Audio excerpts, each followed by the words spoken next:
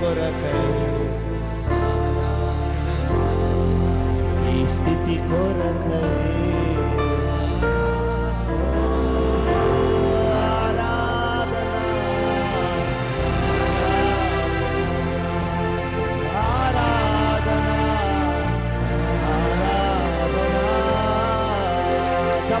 బిగ్గరగా దేవునికి, రాజుకు, మహారాజుకు, ఘనమైన మహారాజు, పరిశుద్ధుడానికి స్తోత్రం, స్తోత్రం, స్తోత్రం, స్తోత్రం, స్తోత్రం. జీవము కలిగిన దేవా, కరుణ కలిగిన తండ్రి, నీకు వందనాలు నాయనా. నీకు స్తోత్రం. నీ ప్రేరేపణ చేత తండ్రి, నీ కృప చేత ఈ దినమున ఇలాగున ఆరాధించే కృపను మాకు దయచేసినందుకు స్తోత్రములయ్యా నాయన. కొద్దివారమైన గొప్పవారమైన మా దేవుడైన నేను మహిమపరిచే కృప అల్పులమైన మాకు ఇచ్చినందుకు స్తోత్రాలు చెల్లించుకుంటున్నా నాయన. ప్రభా, ఈ సమయంలో ప్రభా ఇంతవరకు పాటలలో ఆరాధనలు నడిపించావు.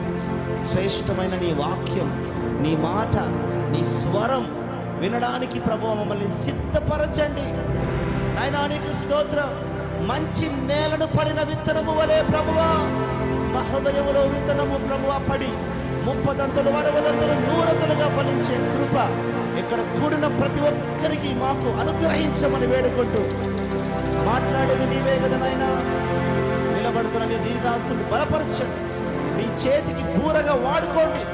నీ సిలువ చాటును మరుగుపరచి మీరే ప్రతి బిడ్డతో సూటిగా మాట్లాడమని వేడుకుంటూ, మమ్మల్ని తగ్గించుకుంటూ మీ నామాన్ని హెచ్చిస్తూ యేసు క్రీస్తు వారి ఘనమైన నామమున ఆరాధించుచున్నాము తండ్రి. ఆమేన్. హల్లెలూయా, హల్లెలూయా. దయచేసి అలాగనే కూర్చుందాం. కూర్చుందాం. దేవుడికి చక్కగా దేవుని పాటలు పాడి ప్రభు అయిన యేసయ్య నామమును మహిమపరిచాం. మరి శ్రేష్టమైన సమయంలోకి మనం వచ్చాం. దేవుని వర్తమానం ఆలకిద్దాం. మరి సమయంలో మన ముఖ్య అతిథులు, దైవజనులు, అభిషిక్తులు పాస్టర్ గారిని మనం ఆహ్వానించుకుందాం. మన మధ్యలోకి వచ్చినటువంటి బెంగళూరు పట్టణం నుంచి, సుదూర ప్రాంతం నుంచి మనల్ని ప్రేమించి వచ్చినటువంటి పాస్టర్ గారు, పి పాలెం రాజు పాస్టర్ గారు మన మధ్యలో రావడం చాలా సంతోషకరం. మరి ఈ సమయంలో మనం చప్పట్లు తడుతూ ఆయన ప్రేమతో ఆహ్వానిద్దాం వేదికపైకి. మన మధ్యలో ఉన్న పాస్టర్ రాజు పాస్టర్ గారిని ప్రేమతో ఆహ్వానిద్దాం. మరి అదేవిధంగా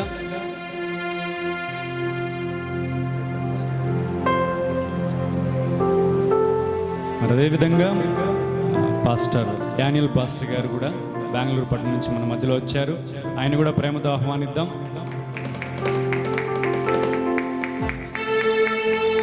ఆయన కూడా మన మధ్యలో రావడం చాలా సంతోషకరం. మరి సమయంలో సువార్థికులు, సంగీత దర్శకులు, సువార్థ గాయకులు డి మిల్టన్ బాబు గారు కూడా మన మధ్యలో ఉన్నారు. ఆయన కూడా స్టేజ్ మీదకి రావాల్సిందిగా కోరుచున్నాం. అందరూ చప్పట్లు కొట్టి ఆహ్వానిద్దాం. అదేవిధంగా బయట ఉన్నటువంటి సహోదరులు మార్కు బ్రదర్ కూడా లోపలికి రావాల్సిందిగా ప్రేమతో ఆహ్వానిస్తున్నాం. చప్పట్లు కొడదాం. దేవుని వాక్యాన్ని ప్రకటించే కృపను నాకు అనుగ్రహించినటువంటి దేవాది దేవుడికి మొట్టమొదటిగా నేను స్తుతులు, స్తోత్రాలు, వందనాలు తెలుపుకుంటున్నాను. అలాగే ప్రేమతో ఆహ్వానించినటువంటి Shalom Holy Faith Worship team వారికి నా ప్రత్యేకమైనటువంటి వందనాలు తెలుపుకుంటున్నాను. కూడి వచ్చినటువంటి సహోదరి సహోదరులకందరికీ యేసుక్రీస్తు వారి అతి శ్రేష్టమైనటువంటి నామములో శుభములు, ఆశీర్వాదాలు తెలుపుతుంటున్నాను. ఈరోజు మన వాక్య ధ్యానాంశంలోనికి వెళ్ళినప్పుడు మొదటి సెషన్, రెండు సెషన్స్లో మనం దేవుని వాక్యాన్ని వినబోతుంటున్నాం. మొదటి సెషన్లో ప్రధానముగా ఒక ప్రశ్నను గురించి ధ్యానించుకోబోతుంటున్నాం. ఒక ప్రశ్న తెలుసుకున్న తర్వాత ఆన్సర్ తెలుసుకోవాలి కదా, అవునా లేదా? ప్రశ్న తెలుసుకుంటే ఆన్సర్ కావాలా వద్దా? ఆన్సర్ కావాలంటే సెకండ్ సెషన్లో ఉండాలి. మొదటి ప్రశ్నను నేర్చుకోబోతుంటున్నాం. ప్రశ్న ద్వారా కొన్ని సంగతులు మనం నేర్చుకోబోతుంటున్నాం. లంచ్ తర్వాత ఆ ప్రశ్నలోని కొన్ని సమాధానాలను మనము నేర్చుకోబోతుంటున్నాం. కీర్తన గ్రంథం నాతో కలిసి కీర్తన గ్రంథంకి వెళదాం. కీర్తన గ్రంథం 76వ కీర్తన 1వ వచనం చదువుకుందాం. కీర్తన గ్రంథం 76వ కీర్తన 1వ వచనం. యూదాలో దేవుడు ప్రసిద్ధుడు, ఇశ్రాయేలులో ఆయన నామము గొప్పది. యూదాలో దేవుడు ప్రసిద్ధుడు. ఆ మాటలోని కొన్ని ఆత్మీయ సంగతులను మనము నేర్చుకోబోతుంటున్నాం. యూదా అన్నటువంటి ప్రాంతాన్ని దేవుడు ఇశ్రాయేలీయులను ఆశీర్వదించి వారికి వాగ్దాన భూమిగా ఇచ్చినటువంటి ఒక ప్రదేశము పేరు యూదా.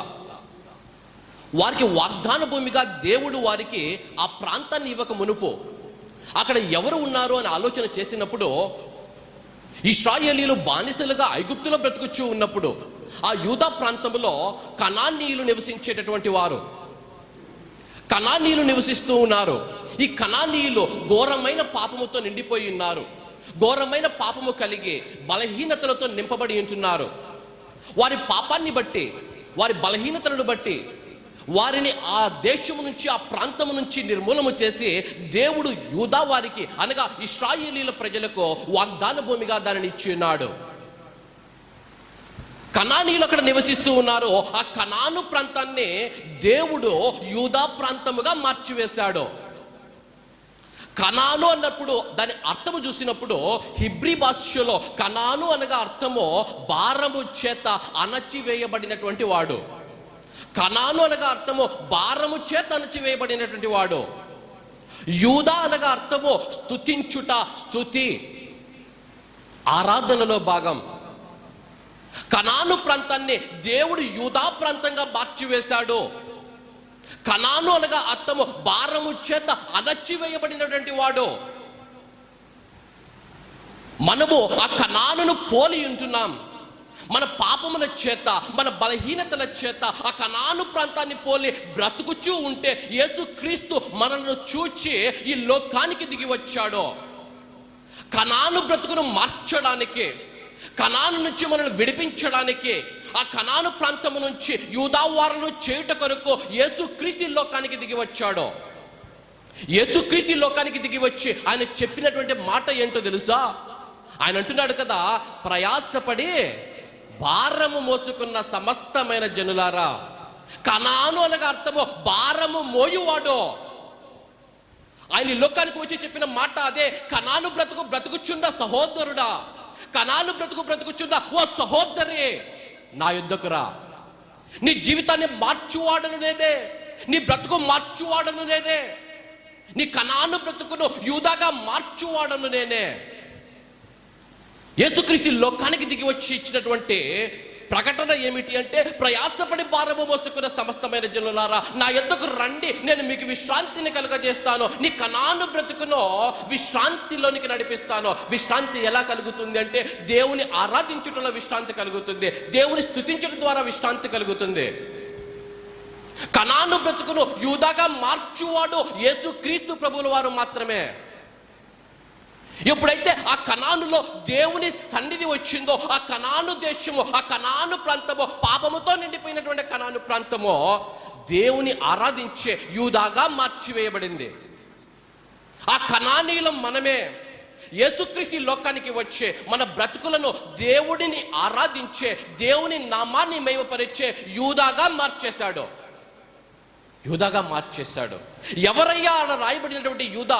ఆ యూదా ప్రాంతము నీకు నాకు సాదృశ్యంగా అక్కడ రాయబడి ఉంది. నీకు నాకు సాదృశ్యంగా రాయబడి ఉంది. యూదా ప్రాంతము నువ్వు నాకు నీకు సంఘానికి సాదృశ్యంగా రాయబడి ఉంది. దేవుడు కనాను బ్రతుకులో ఉన్న మనలను యూదా బ్రతుకులోనికి మార్చాడు. బలహీనతలతో నింపబడిన మనలను ఆరాధ్యకులుగా మార్చాడు. పాపములో బ్రతుకుచున్న మనలను ఆరాధ్యకులుగా మార్చివేశాడు. యూదా అనగా నువ్వు నేను. ఆయన అన్నాడు, యూదాలో దేవుడు ఏమట? ప్రసిద్ధుడు. ప్రసిద్ధుడు అంటే ఏమిటి? మన భాషలో చెప్పాలి అంటే, ఇంగ్లీష్లో అయితే వెల్ నోన్ అని ఉంటుంది. మన భాషలో చెప్పాలంటే ఫేమస్. యూదాలో ఏంటి ఫేమస్ అట? దేవుడు ఫేమస్ అంట. ఫేమస్ అంటే అర్థం ఏమిటి? వెల్ నోన్ అంటే అర్థం ఏమిటి? ప్రసిద్ధి అంటే అర్థం ఏమిటి? నేను ఆగ్రా అన్నాను అనుకోండి, ఏం గుర్తొస్తుంది మీకు? చెప్పాలి గట్టిగా. ఏం గుర్తొస్తుంది? తాజ్ మహల్ గుర్తొస్తుంది. ఎందుకు? ఆగ్రాలో తాజ్ మహల్ ఫేమస్. నేను బెంగళూరు పట్టణం ఉన్నాను అనుకోండి, ఏం గుర్తొస్తుంది? ఐటీ ఇండస్ట్రీనో సాఫ్ట్వేర్ ఇండస్ట్రీనో గుర్తొస్తుంది. ఎందుకు? బెంగళూరులో సాఫ్ట్వేర్ ఇండస్ట్రీ ఫేమస్. ఒకవేళ నేను విరాట్ కోహ్లీ అన్నాను అనుకోండి, ఏ ఆట గుర్తొస్తుంది? క్రికెట్ గుర్తొస్తుంది. ఎందుకు? విరాట్ కోహ్లీ క్రికెట్ ఆడటానికి ఫేమస్. ఏ అమితాబ్ బచ్చన్, రజనీకాంత్ అన్నాను అనుకోండి, మీకు ఏం గుర్తొస్తుంది? నటన గుర్తొస్తుంది. ఎందుకు? వారు నటించడానికి నటనకు ఫేమస్. నటనకు ఫేమస్. ఆనాటి యూదా అనగానే చుట్టూ ఉన్నటువంటి దేశాలకు, చుట్టూ ఉన్న ప్రాంతాలకు దేవుని నామము గుర్తొచ్చేదే. ఎందుకయ్యా అంటే ఆనాటి యూదా దేవుని నామానికి ప్రసిద్ధి చెందింది. చుట్టూ ఉన్నటువంటి దేశాల్లో యూదాను తలుచుకున్నప్పుడు దేవుడు గుర్తొస్తున్నాడు, దేవుని కార్యాలు గుర్తొస్తున్నాయి. జాగ్రత్తగా వినాలి. పరిశుద్ధాత్మ దేవుడు ఈ దినాన్న నీకు నాకు సంధిస్తున్నటువంటి ప్రశ్న, ఆనాటి యూదా దేవుని నామానికి ప్రసిద్ధి. ఈనాటి యూదాగా ఉన్నటువంటి నువ్వు నేను దేనికి ప్రసిద్ధి? ఆనాటి యూదా దేవుని నామానికి ప్రసిద్ధి చెందింది. ఆనాటి యూదాను తలుచుకుంటే దేవుడు గుర్తొస్తున్నాడు, దేవుని కార్యాలు గుర్తొస్తున్నాయి, దేవుని నియమాలు గుర్తొస్తున్నాయి. ఈనాటి యూదాగా ఉన్నటువంటి నిన్ను తలుచుకుంటే, ఈనాటి యూదాగా ఉన్నటువంటి నిన్ను జ్ఞాపకం చేసుకుంటే ఏం గుర్తొస్తుంది? ఒకవేళ నీ బంధువులు కావచ్చు, నీ స్నేహితులు కావచ్చు, నీ కుటుంబ సభ్యులు కావచ్చు, నువ్వు పనిచేస్తున్న ప్రదేశంలో కావచ్చు, ఎవరైనా సరే నీ పేరు తలుచుకుంటే వారికి వచ్చేటటువంటి ఆలోచన ఏమిటి? ఆలోచన ఏమిటి? ఆనాటి యూదాను తలుచుకుంటే దేవుని కార్యాలు గుర్తొస్తున్నాయి. ఈనాటి యూదావైనా నిన్ను తలుచుకుంటే దేవుని వాక్యము గుర్తొస్తుందా? నీ పరిశుద్ధత గుర్తొస్తుందా? నీ ప్రత్యేకత గుర్తొస్తుందా? నీ రక్షణ గుర్తొస్తుందా? నీ సాక్ష్యము గుర్తొస్తుందా? ఆత్మదేవుడు నీకు నాకు సంధిస్తున్నటువంటి ప్రశ్న. ఆనాటి యూదా దేవునికి ప్రసిద్ధి. ఈనాటి యూదాగా ఉన్నటువంటి నువ్వు దేనికి ప్రసిద్ధి చెంది ఉంటున్నావు? యవన బిడ్డలను చూసినప్పుడు, ఈనాటి యవన బిడ్డలను చూసినప్పుడు రకరకాలైనటువంటి యవనస్తులను మనం చూస్తూ ఉంటున్నాం. కొంతమంది యవనస్తులు అంటారు కదా, అన్న వీడు బాటలు ఎత్తితే దించకుండా తాగేస్తాడన్నా. దేనికి ఫేమస్ అన్నగారు? దేనికి ఫేమస్? త్రాగుబోతుతనానికి ఫేమస్. అన్న వీడు సిగరెట్ తాగకపోతే ఉండలేడన్నా, ఇదిగో పలానాది తినకపోతే ఉండలేడన్నా. దేనికి ఫేమస్? ఈ లోక అలవాట్లకు ఫేమస్. కొంతమంది పోర్నోగ్రఫీ చూడకపోతే ఉండలేరు, అశ్లీల చిత్రాలు చూడకపోతే ఉండలేరు, అశ్లీల వీడియోలు ప్రతిదినము చూడకపోతే బ్రతకలేరు. ఎందుకు దేనికి ఫేమస్ వీరు? అశ్లీల చిత్రాలు చూడడానికి ఫేమస్. మన దరిద్రం ఏంటో మన జనరేషన్కి కొత్త కొత్త కొత్త కొత్త కొత్త వచ్చేసాయి. మా ఆఫీస్లో ఒక అమ్మాయి ఉండేది. ఎవ్రీ 2 అవర్స్కి వెళ్ళి మేకప్ సరి చేసుకుని రావాలి. వస్తానే అమ్మాయి చేసే మొట్టమొదటి పని ఏంటంటే సెల్ఫీ తీసుకొని సరిగ్గా ఉందో లేదో చూసుకుంటుంది. దేనికి ఫేమస్? సెల్ఫీలు తీసుకోవడానికి ఫేమస్. కొంతమంది యవన బిడ్డలు రీల్స్ చేయడానికి ఫేమస్. కొంతమంది యవన బిడ్డలు ఆ రీల్స్ చూడడానికి ఫేమస్. పొద్దున లేచినప్పటి నుంచే రకరకాలుగా యవన బిడ్డలు బ్రతుకు చూడట మనం చూస్తూ ఉంటున్నాం. యవన బిడ్డలుగా ఉంటున్నటువంటి మీరు ఒకసారి ఆలోచన చేయమని నేను దేవుని నామములో కోరుతూ ఉన్నాను. దేవుడు నిన్ను నన్ను పిలిచి తల్లి గర్భమున రూపించి ఈ లోకంలోనికి నిన్ను తీసుకుని వచ్చి నీకు ఆరోగ్యం ఇచ్చి, ఆయుష్నిచ్చి, జ్ఞానం ఇచ్చి, శక్తినిచ్చి, బలమునిచ్చి నిన్ను సజీవ లెక్కను నిలిపితే దేవుని నామాన్ని ప్రసిద్ధి చేస్తావని. హల్లెలూయా. దేవుని నామాన్ని ప్రసిద్ధి చేయాల్సినటువంటి నువ్వు, దేవుని నామానికి మహిమ తీసుకుని రావాల్సినటువంటి నువ్వు దేనిని ప్రసిద్ధి చేస్తూ ఈ లోకంలో బ్రతుకుచూ ఉన్నావు? దేనిని ప్రసిద్ధి చేస్తూ నువ్వు ఈ లోకంలో జీవిస్తూ ఉన్నావు? ఆలోచన చేయాలి. ఆనాటి యూదా అయితే దేవుని నామాన్ని ప్రసిద్ధి చేయగలిగింది, దేవుని నామాన్ని ఇతర దేశాలకు వ్యాపింప చేయగలిగింది. ఈనాటి యూదాగా ఉన్నటువంటి నువ్వు దేనిని ప్రసిద్ధి చేయుచున్నావు? 3 ఆత్మ సత్యాలను మనం నేర్చుకోబోతుంటున్నాం. మొదటిగా, దేవుని నామము నీ జీవితం ద్వారా ప్రసిద్ధి కావాలంటే నువ్వు యూదాగా బ్రతకాలి. అనగా కనాను జీవితాన్ని విడిచిపెట్టి, నీ పాపాన్ని విడిచిపెట్టి, నీ పాపపు జీవితాన్ని విడిచిపెట్టి ఆరాధన జీవితాన్ని జీవించాలి.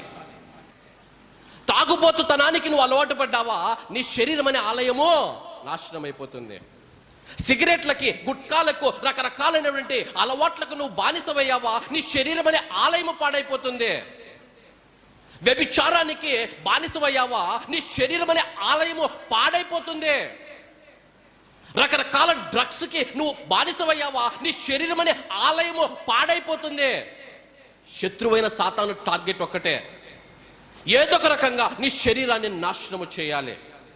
యవనస్తుడా, నీ యవన ప్రాయములోనే నీ శరీరం అనే ఆలయాన్ని కాపాడుకోవడానికి నువ్వు ప్రయత్నము చేయాలి.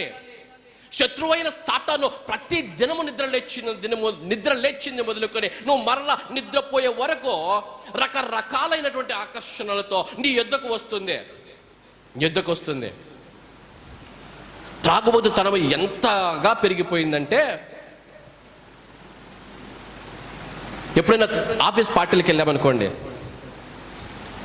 బహుశా నా టీంలో అందరం కలిపి 30 మంది 20 మంది వెళ్తే, ఈ మధ్య నా అబ్జర్వేషన్ ఏంటంటే 30 మంది లంచ్కో డిన్నర్కి వెళితే బహుశా తాగని వాళ్ళు ఒక 2-3 ఉంటారు. అందులో నేను ఒకరిని. బహుశా నా టీం పాత వాళ్ళు అయితే వాళ్ళకి తెలుసు నా గురించి. కొత్త వాళ్ళు వచ్చినప్పుడు, బ్రదర్ మీరేం ఆర్డర్ చేయలేదా, సార్ మీరేం ఆర్డర్ చేయలేదా, లేదు నేనేం ఆర్డర్ చేయలేదు, నేను తాగను. తాగరా ఇక్కడ ఒక సౌండ్, అక్కడ ఒక సౌండ్, అక్కడ ఒక సౌండ్ వస్తుంది. ఆ సౌండ్ విన్న తర్వాత నాకు వచ్చే డౌట్ ఏంటంటే, నేను తప్పు చేస్తున్నానా, వాళ్ళు తప్పు చేస్తున్నారు? తాగకపోవడం తప్పైపోయింది. లోకానుసారమైన అలవాట్లలో బ్రతకకపోవడం తప్పైలాగా చూస్తుంటున్నారు. ఈ మధ్య సోషల్ నెట్వర్కింగ్ ఎక్కువైపోయిన తర్వాత బైబిల్ని విమర్శించే వాళ్ళు, యేసుక్రీస్తుని విమర్శించేవారు ఎక్కువైపోయారు. ఆ మీడియా ప్రభావం చాలా ఎక్కువ ఉంది యవనస్తుల పైన. ఈ మధ్య కొంతమంది యవనస్తులు నన్ను కొత్త ప్రశ్నలు అడగడం ప్రారంభించారు. వారు అడిగే ప్రశ్న ఏంటంటే, బ్రదర్ మీరు తాగరు, అదేంటి మీ చర్చిలో వైన్ ఇస్తారు కదా? ఏమిస్తారట? చర్చిలో వైన్ ఇస్తారట. అరే బాబు, అది వైన్ కాదయ్యా, నువ్వు అనుకుంటున్న వైన్ అస్సలు కాదు, అది ద్రాక్ష రసం మాత్రమే. అది కూడా బాటలు ఇవ్వరయ్యా, ఒక కప్ ఇస్తారు, అది కమ్యూనియన్ మాత్రమే. ఏంటంట?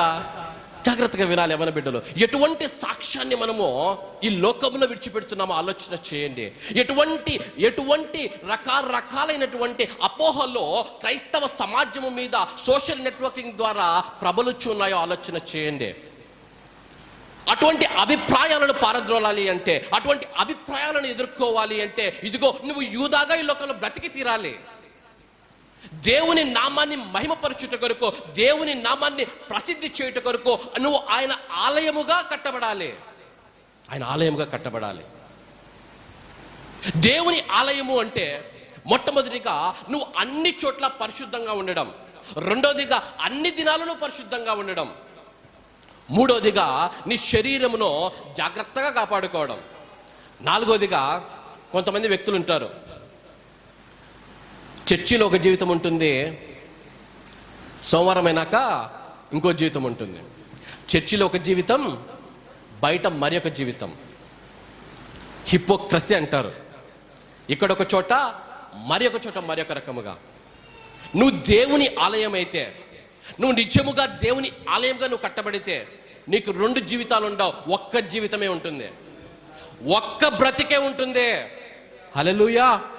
నువ్వు కాలేజీకి వెళ్ళినా, నువ్వు సంఘములో ఉన్నా, నువ్వు పనిచేసే ప్రదేశంలో ఉన్నా, నువ్వు స్నేహితులతో ఉన్నా, నీకు ఒక్క బ్రతికే ఉంటుంది, ఒక్క సాక్ష్యమే ఉంటుంది. అదే నిజమైనటువంటి దేవుని ఆలయం.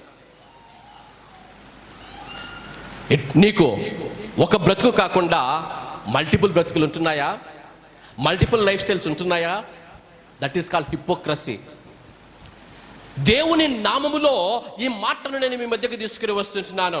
నువ్వు ప్రతి దినమో ప్రతి క్షణమో దేవుని మందిరంగా నువ్వు కట్టబడితే ఒకే జీవితాన్ని జీవిస్తూ ఆయనకు సాక్షికరమైనటువంటి జీవితం, పరిశుద్ధమైన జీవితం, ప్రత్యేకమైన జీవితం ఈ లోకంలో నువ్వు జీవించాలి. సొలొమోను ఎప్పుడైతే దేవాలయం కట్టాడో, వారు ఎప్పుడైతే దేవాలయంలో దేవుని ఆరాధించడం ప్రారంభించారో, వారి నియమాలను చూసినప్పుడు, వారి ఆరాధన జీవితాన్ని చూసినప్పుడు, వారి ప్రశాంతమైన జీవితాన్ని చూసినప్పుడు, చుట్టూ ఉన్న ప్రజల్లో అది చూసి అయ్యా వారి దేవుడు గొప్పవాడయ్యా అని కీర్తించడం ప్రారంభించారు. ఎలాగుంటున్నాయి నీ ఆత్మీయ జీవితం? ఎలాగుంటున్నాయి నీ ఆత్మీయ జీవితం? ఎప్పుడైతే ఆలయం కట్టాడో, 3 ఆత్మ సత్యాన్ని మేము దగ్గర తెస్తున్నాను. ఆలయం కట్టాడు. మొదటిగా మీరు యూదాగా మార్చబడాలి, రెండోదిగా దేవుని ఆలయంగా కట్టబడాలి, మూడోది సంగతి నేను జ్ఞాపకం చేస్తున్నాను. ఆయన ఆలయముగా ఎప్పుడైతే కట్టాడో, ఆలయముగా కట్టిన తర్వాత దేవుని మందసాన్ని తీసుకుని వచ్చి ఆ దేవుని ఆలయంలో ప్రతిష్ఠించాడు. ఏముందయ్యా దేవుని మందసములో అంటే దేవుని సన్నిధి ఉంది. నువ్వు యూదాగా మొదట మారాలి, ఆ దేవుని ఆలయముగా కట్టబడాలి. దేవుని ఆలయముగా కట్టబడిన తర్వాత ఆ దేవుని ఆలయములో ఎవరుండాలి అంటే చూద్దాం. పేతురు రాసిన మొదటి పత్రిక 3వ అధ్యాయం 15వ వచనం. పేతురు రాసిన మొదటి పత్రిక 3వ అధ్యాయం 15వ వచనం చదువుదాం. నిర్మలమైన మనస్సాక్షి కలిగిన వారై, మీలో ఉన్న నిరీక్షణను చూచి మిమ్మును హేతువును అడుగు ప్రతి వానికిని సాత్వికముతోను భయముతోను సమాధానం చెప్పుటకు ఎల్లప్పుడూ సిద్ధముగా ఉండి మీ హృదయముల యందు క్రీస్తును ప్రభువుగా ప్రతిష్ఠించుడి. నువ్వు మొదట యూదాగా మార్చబడాలి, రెండోదిగా నువ్వు దేవుని ఆలయంగా కట్టబడాలి. ఆలయంగా కట్టబడి ఆ ఆలయంలో ఎవరిని ప్రతిష్ఠించాలి చెప్పాలి. ఎవరిని ప్రతిష్ఠించాలి? యేసు క్రీస్తు అనే వాక్యాన్ని ప్రభువుగా ప్రతిష్ఠించాలి. హల్లెలూయా! యేసు క్రీస్తు ప్రభువును ప్రతిష్ఠించాలి. ఏంటి బ్రదర్, నా జీవితంలో యేసు క్రీస్తు ప్రభువును ప్రతిష్ఠించడం అంటే అర్థం ఏమిటి? యేసు క్రీస్తును ప్రతిష్ఠించడము, ఆయన ప్రభువుగా ప్రతిష్ఠించడం అంటే అర్థం ఏమిటి? అపోస్తలుడైనటువంటి పౌలు గారు తన ప్రియమైనటువంటి శిష్యుడికి ఉత్తరం రాస్తూ ఉన్నాడు. తన ప్రియమైన శిష్యుడు తిమోతి దేవుని సేవ చేస్తూ ఉన్నాడు, యవనస్తుడుగా సేవ చేస్తున్నటువంటి తిమోతికి అపోస్తలుడైన పౌలు గారు లెటర్ రాస్తూ తిమోతికి రాసిన మొదటి పత్రిక 4వ అధ్యాయంలో 12వ వచనంలో ఆయన మాట్లాడుచూ ఉన్నాడు. ఏమని మాట్లాడుచున్నాడో చూడండి. 4వ అధ్యాయం 12వ వచనం. నీ యవ్వనమును బట్టి ఎవడు నిన్ను తృణీకరింపనీయకుమో కానీ మాటలలోను ప్రవర్తనలోను ప్రేమలోను విశ్వాసములోను పవిత్రతలోను విశ్వాసులకు మాదిరిగా ఉండుము.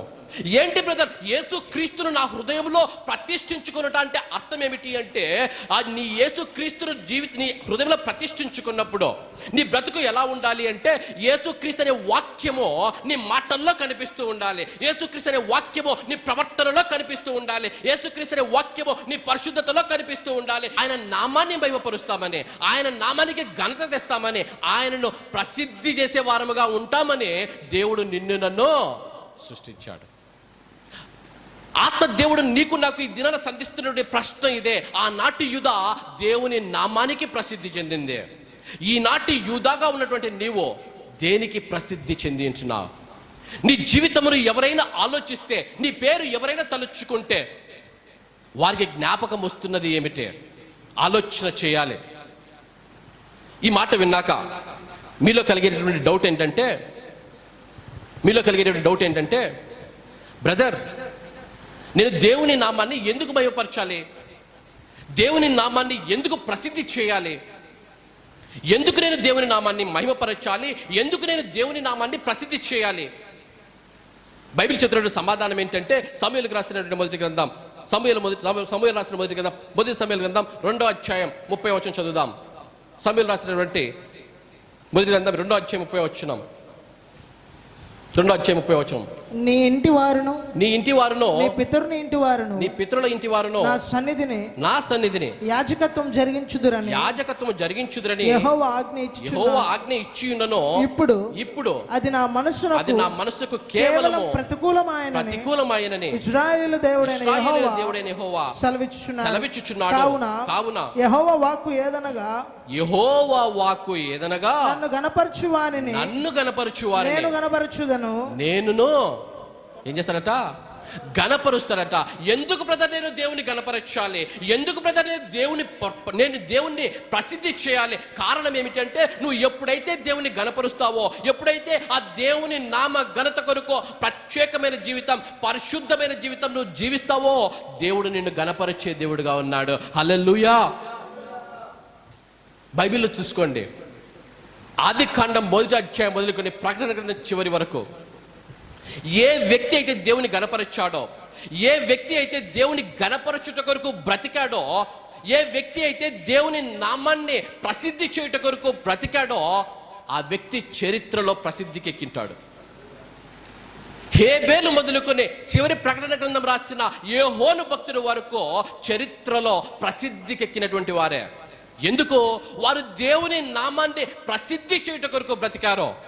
ఎప్పుడైతే వారు దేవుని నామాన్ని ప్రసిద్ధి చేయుటకు బ్రతికారో, ఎప్పుడైతే దేవుని నామాన్ని వారు గణపరచుట కొరకు బ్రతికారో, దేవుడు కూడా వారిని గణపరచాడు, ప్రసిద్ధికి ఎక్కించాడు.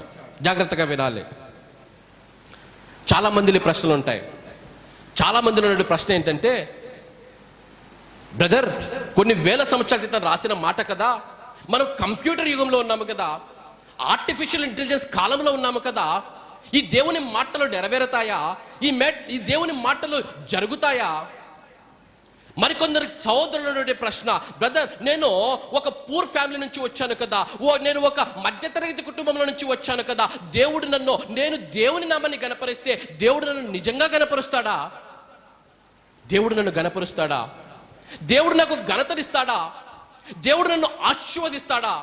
బ్రదర్, ఎన్నో సమస్యలు కూడా నేను వెలుచున్నాను, ఎన్నో శోధనలు కూడా నేను వెలుచున్నాను, ఎన్నో బాధలు కూడా నేను వెలుచున్నాను, ఎన్నో అనారోగ్యములు కూడా నేను వెలుచున్నాను. దేవుని నామఘనత కొరకు నేను నిలబడితే దేవుడు నన్ను విడిపించే నన్ను ఘనతలోనికి నడిపిస్తాడా?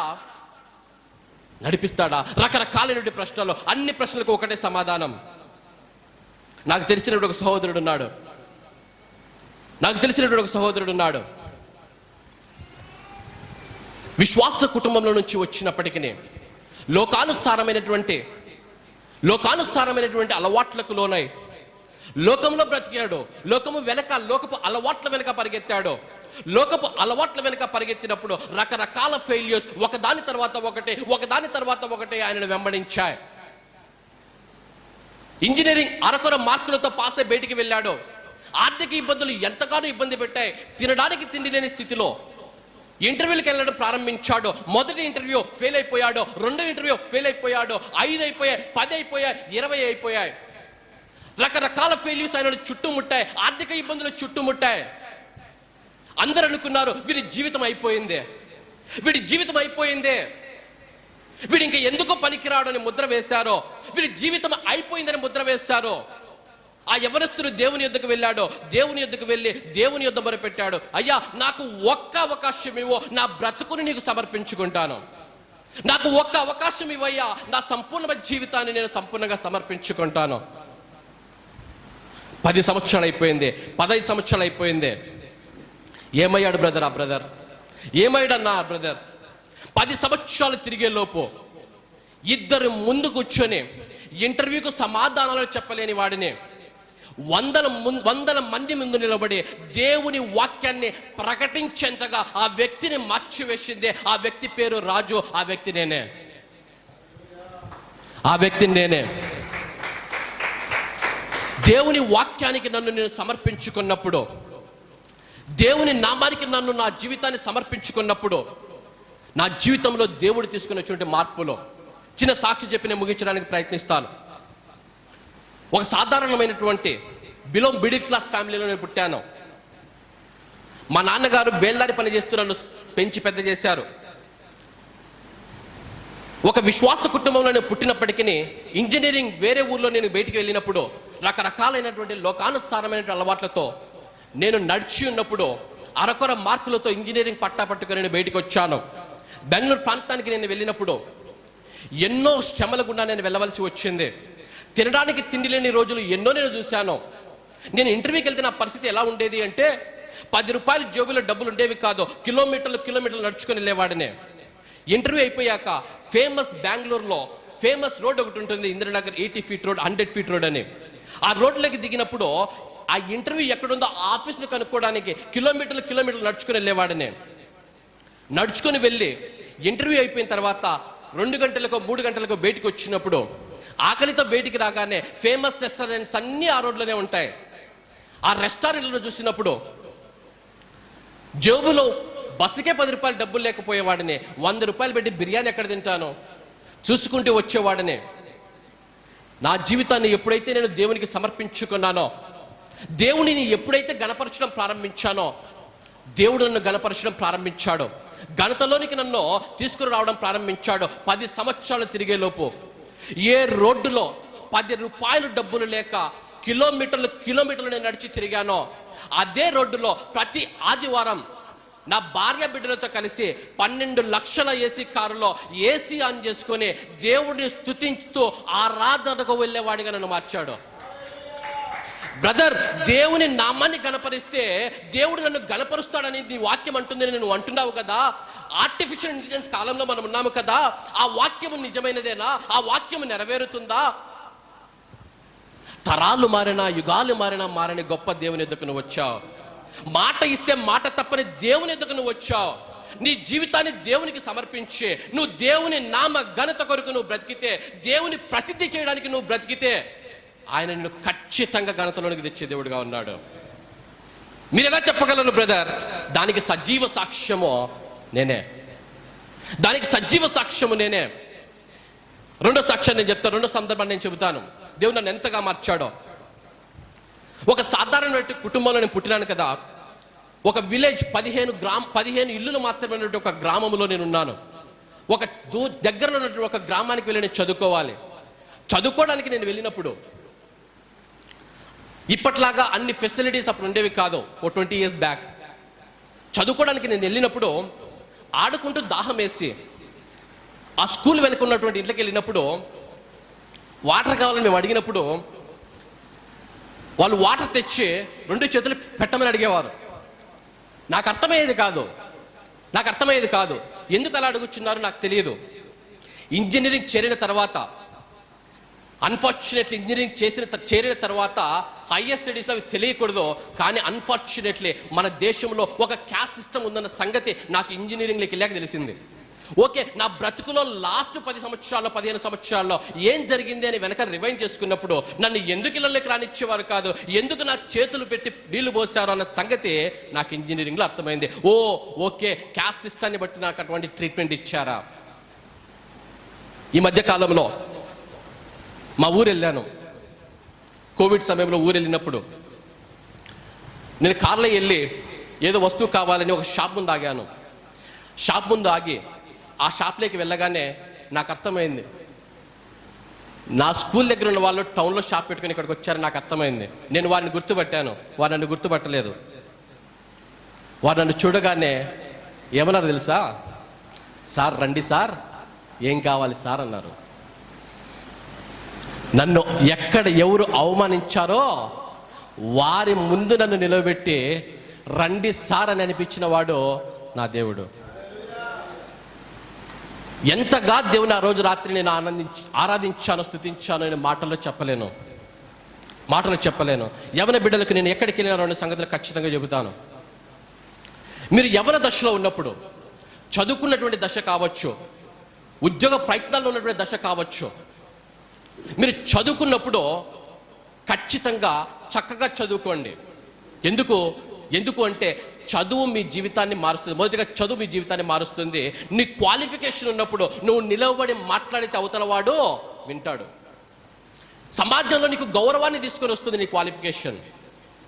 రెండో సత్యం, నువ్వు ఏ స్థితిలో ఉన్నా, ఏ పరిస్థితిలో ఉన్నా, నువ్వు చదివినా చదవకపోయినా, నువ్వు ఎంత ఫస్ట్ ర్యాంకర్ అయినా, నువ్వు ఎంత మంచి మార్కులు తెచ్చుకున్నా, నీ బ్రతుకును చిటికలో మార్చువాడో దేవుడే. నీ బ్రతుకును చిటికలో మార్చువాడు దేవుడే. ఆ దేవుని నామాన్నే విడిచిపెట్టద్దు. ఆ దేవుని విడిచిపెట్టద్దు. ఆ దేవునిని నీ హృదయంలో ప్రతిష్ఠించుకొని ఆ ప్రత్యేకమైన జీవితం, ఆ పరిశుద్ధమైన జీవితం నువ్వు జీవించినప్పుడు, నువ్వు ఆయన ఘనత కొరకు బ్రతికినప్పుడు ఆయన నిన్ను ఘనపరిచే దేవుడుగా ఉన్నాడు. It may be delayed, sometimes it may be delayed but not denied. కొన్నిసార్లు ఆలస్యం కావచ్చేమో ఆశీర్వాదమో, కానీ దేవుడు ఎప్పుడు నో చెప్పే దేవుడు కాదో.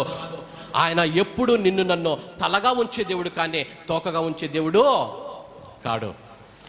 ఈ మాటలు వింటున్నప్పుడు నా ప్రియ సహోదరుడు, నా ప్రియ సహోదరి, ఈనాటి దినమున పరిశుద్ధాత్మ దేవుడు నీకు నాకు సంధిస్తున్నటువంటి ప్రశ్న, ఆనాటి యూదా దేవుని నామానికి ప్రసిద్ధి చెందింది. ఈనాటి యూదాగా ఉన్నటువంటి నువ్వు నేను దేనికి ప్రసిద్ధి చెంది ఉంటున్నాం? యూదాగా మార్చబడి దేవుని ఆలయముగా కట్టబడి, ఆ దేవుని ఆలయములో నీ బ్రతుకు అనే దేవుని ఆలయములో యేసు క్రీస్తును ప్రతిష్ఠించుకొని ఆ పరిశుద్ధ జీవితాన్ని, ఆ ప్రత్యేకమైనటువంటి జీవితాన్ని ఈ లోకంలో జీవిస్తూ, ఇతరులకు సాక్షికరంగా జీవిస్తూ, ఆనాటి యూదాను ఇతరులు చూసినప్పుడు ఏ విధంగా దేవుని నామము గుర్తు వచ్చిందో, ఈనాటి యూదాగా ఉన్నటువంటి నిన్ను నన్ను చూసినప్పుడు ఆ దేవుని నామము గుర్తు వచ్చేలాగా, ఆ దేవుని కార్యాలు గుర్తు వచ్చేలాగా బ్రతుకుదాం. అటువంటి కృప పరిశుద్ధాత్మ దేవుడు మీకు, మీ కుటుంబాలకును, సకలలోక పరిశుద్ధులకును అనుగ్రహించి నడిపించునుగాక. Amen, amen.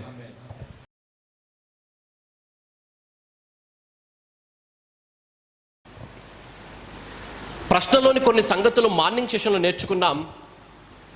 ఇప్పుడు ఆ ప్రశ్నలోని జవాబు ఏమిటి అంటే, మన జీవితాల ద్వారా దేవుడు మహిమపరచబడాలి అంటే, మన జీవితాల ద్వారా దేవుడు ప్రసిద్ధికి ఎక్కాలి అంటే మనం ఎటువంటి ఆత్మీయ జీవితాన్ని జీవించాలి, ఈ లోకములో యవనస్తులముగా మనము ఏ విధముగా జీవించాలి అన్నటువంటి కొన్ని సంగతులు నేను మీ మధ్యకు తేవాలని ఆశపడుచున్నాను. బైబిల్ గ్రంథంలో కొంతమంది యవనస్తులు దేవుని నామాన్ని గొప్పగా ప్రసిద్ధి చేశారు. కొంతమంది యవ్వనస్తులను నేను మీ మధ్యకు తేవాలని నేను ఆశపడుచు ఉన్నాను. ఆ యవ్వనస్తుల జీవితంలో నుంచి కొన్ని ఆత్మీయ సంగతులను క్లుప్తంగా చెప్పడానికి ప్రయత్నం చేస్తాను. ఒక్కొక్క యవ్వనస్తుని నేను మీకు పరిచయం చేయాలని ఆశపడుచు ఉన్నాను. మనకు బాగా తెలిసినటువంటి యవ్వనస్తులే. మొట్టమొదటిగా దావీదు గారి జీవితానికి వెళ్ళినప్పుడు, దావీదు గారి జీవితంలో మనం చూసినప్పుడు, దావీదు గారికి ముందు సౌలు గారు రాజుగా ఉన్నారు. దేవుడు సౌలును రాజుగా చేస్తే, సౌలు గారు చక్కగా పరిపాలించిన తర్వాత, 2 సంవత్సరములు చక్కగా పరిపాలించిన తర్వాత తన అవిశ్వాసాన్ని బట్టి, గర్వాన్ని బట్టి దేవునికి దూరస్తుడైపోయాడు. సౌలు దేవునికి దూరస్తుడైపోయినప్పుడు వారికి ఒక సమస్య వచ్చింది. మనకు బాగా తెలిసినటువంటి సమస్య, గొల్యాతు సమస్య వచ్చింది. ఫిలిస్తీన్లు వారిపైకి యుద్ధము కొరకై వచ్చారు. గొల్యాతు వచ్చాడు ఫిలిస్తీన్ల తరపున. గొల్యాతుతో యుద్ధము చేయడానికి ధైర్యము చాలక, ఫిలిస్తీన్లతో యుద్ధముకు వెళ్ళడానికి సౌలు గారికి ధైర్యము చాలక, ఆ ఫిలిస్తీన్లతో ఎవరు యుద్ధము చేసి గెలుస్తారో, ఆ గొల్యాతుని ఎవరు గెలుస్తారని ప్రకటన చేయించాడు సౌలు. అన్నగారికి ఆహారము తీసుకొని దావీదు యుద్ధభూమికి వచ్చాడు. యుద్ధభూమికి వెళ్ళాడు. అందరూ పరిగెత్తి పారిపోతూ ఉంటే అక్కడున్న వారిని దావీదు అడిగాడు కదా, అయ్యా ఎందుకు పారిపోతున్నారు? అక్కడున్న వారు అన్నారు, ఇదిగో గొల్యాతు వచ్చాడు. జీవము గల దేవుని నామాన్ని దూషించుటకు వీడు ఏ పార్టీ వాడని చెప్పి దావీదు మాట్లాడటం మనం చూస్తాం. తర్వాత దావీదు గొల్యాతుతో యుద్ధం చేశాడు. యుద్ధం చేసి దావీదు గొల్యాతుని గెలిచాడు. దావీదు గొల్యాతుని గెలిచిన తర్వాత ఒకసారి ఆలోచన చేయండి. ఫిలిస్తీన్లంతా యుద్ధానికి వచ్చారు. గొల్యాతు మీద ఆశలు పెట్టుకొని యుద్ధానికి వచ్చారు. వారి దేశంలో యుద్ధము న్యూస్ కొరకు, ఆ విజయం కొరకు ఎదురు చూస్తూ ఉంటారు కదా. ఎదురు చూస్తూ ఉంటున్నప్పుడు దావీదు గొల్యాతుని ఎప్పుడైతే చంపాడో, వీరు ఎప్పుడైతే ఇశ్రాయేలు వెళ్ళి వారి మీద పడ్డారో వారు పారిపోవడం ప్రారంభించారు. వారిని తరిమారు. తరుముతే వారు పారిపోయారు. పారిపోయిన తర్వాత వారు ఎక్కడికి వెళ్తారు? వారు ఫిలిస్తీన్ల దేశానికి వెళ్ళారు. ఫిలిస్తీన్ల దేశానికే వెళ్తారు. వెళితే విజయం కోసం ఎదురు చూస్తున్నటువంటి వారు ఏ ప్రశ్నలు అడిగినారు వీరిని? అయ్యా మనము యుద్ధము గెలిచామా? వీరేం చెప్పారు? లేదు, మనము యుద్ధము ఓడిపోయాము. యుద్ధం మనం ఓడిపోయామా? మనకు గొల్యాతు ఉన్నాడు కదా, మన పక్షాన గొల్యాతు ఉన్నాడు కదా, మనం యుద్ధం ఎలా ఓడిపోయామో? లేదయ్యా, వాడు వచ్చి గొల్యాతును చంపేశాడు. గొల్యాతును చంపేశాడా అంటే అవతల వాడు మన గొల్యాతు 9 అడుగులు ఉన్నాడు కదా, అవతల వాడు 10 అడుగులు ఉన్నాడా? లేదయ్యా, 4 అడుగులే ఉన్నాడు. ఏంటి 4 అడుగులే ఉన్నాడా? అంటే గొల్యాతు కంటే బలమైన వాడా? కాదయ్యా, చాలా బక్కపలచిన వాడు. అదేంటి అంటే గొల్యాతు కంటే గొప్ప ఆయుధంతో వాడు వచ్చాడా? లేదు, గొప్ప ఆయుధంతో రాలేదు. ఒక చిన్న రాయితో చంపేశాడు. ఒక రాయితో చంపేశాడు. ఏం మాట్లాడుతున్నావురా నువ్వు? 4 అడుగుల వాడు చిన్న రాయితో గొల్లాతును చంపడం ఏమిటి? లేదయ్యా, వాడు యుద్ధానికి వచ్చినప్పుడు యుద్ధము యెహోవాదే అన్నాడు. లుక్స్ లైక్ ఆ యెహోవా గొల్లాతు కంటే గొప్పవాడై ఉన్నాడు. హల్లెలూయా. చూడండి, ఇశ్రాయేలు దేశము ముందు ఫిలిస్తీయుడు నిలబడి తొడగొడుతూ పిలుస్తూ ఉన్నాడు, అయ్యా నాతో యుద్ధానికి ఎవడైనా రాగలడా? దూషిస్తున్నాడు, దేవుని నామాన్ని అపహసిస్తూ మాట్లాడుచూ ఉన్నాడు. దేవుని నామాన్ని అపహసిస్తూ ఉంటే 14 సంవత్సరాలు ఒక యవ్వనస్తుడు లేచాడు. 14 సంవత్సరములు కలిగినటువంటి ఒక యవ్వనస్తుడు లేచి నిలబడ్డాడు. నా జీవము గల దేవుని నామాన్ని దూషించుటకు వీడు ఏ పాటి వాడని ఒక్క యవ్వనస్తుడు లేచాడు. జాగ్రత్తగా వినాలి. దావీదు అనే యవ్వనస్తుడు ఎప్పుడు అయితే లేచి నిలవబడ్డాడో దేవుని నామము ఫిలిస్తీయుల దేశములో ప్రసిద్ధికెక్కింది. ఎక్కడొచ్చింది దేవుని నామానికి ప్రసిద్ధి? ఫిలిస్తీయుల దేశంలో వచ్చింది. దావీదు అనే యవ్వనస్తుడు లేచి నిలబడుతున్నాడు. దావీదు మాట్లాడుతున్నాడు కదా, జీవము గల దేవుని నామము అన్నాడు. ఏంటి జీవము గల దేవుని నామము అంటే అర్థం ఏమిటి? ఎందుకు ఆ మాట పలుకుతున్నాడు దావీదు అంటే, దావీదు చెప్తున్నటువంటి మాట ఆరాధన. ఏంటి ఆరాధన? ఏంటయ్యా ఆరాధన అంటే, దేవుడు ఎవరో చెప్పేది ఆరాధన. ఆయన గుణాతిశయములు జ్ఞాపకం చేసుకునేది ఆరాధన. దేవుడు ఎవరో, ఎలాంటి వాడో, ఆయన ఏమై ఉన్నాడో జ్ఞాపకము చేసుకునేది ఆరాధన. దేవుడు ఎవరై ఉన్నారో చెప్పేది ఆరాధన. ఆయన నాకు ఏమి చేశాడో చెప్పేది స్తుతి. దావీదు వెళ్ళి యుద్ధ భూమిలో నిలబడి ఆరాధన చేస్తూ ఉన్నాడు. గొల్యాతు ముందు నిలబడి అంటున్నాడు, యుద్ధము యెహోవాదే, యుద్ధము యెహోవాదే.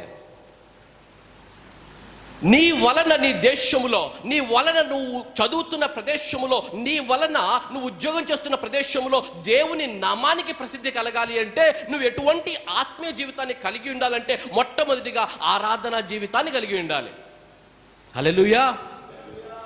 ఆరాధన జీవితాన్ని కలిగి ఉండాలి. ఆరాధన జీవితాన్ని కలిగి ఉండడం అంటే అర్థం ఏమిటి?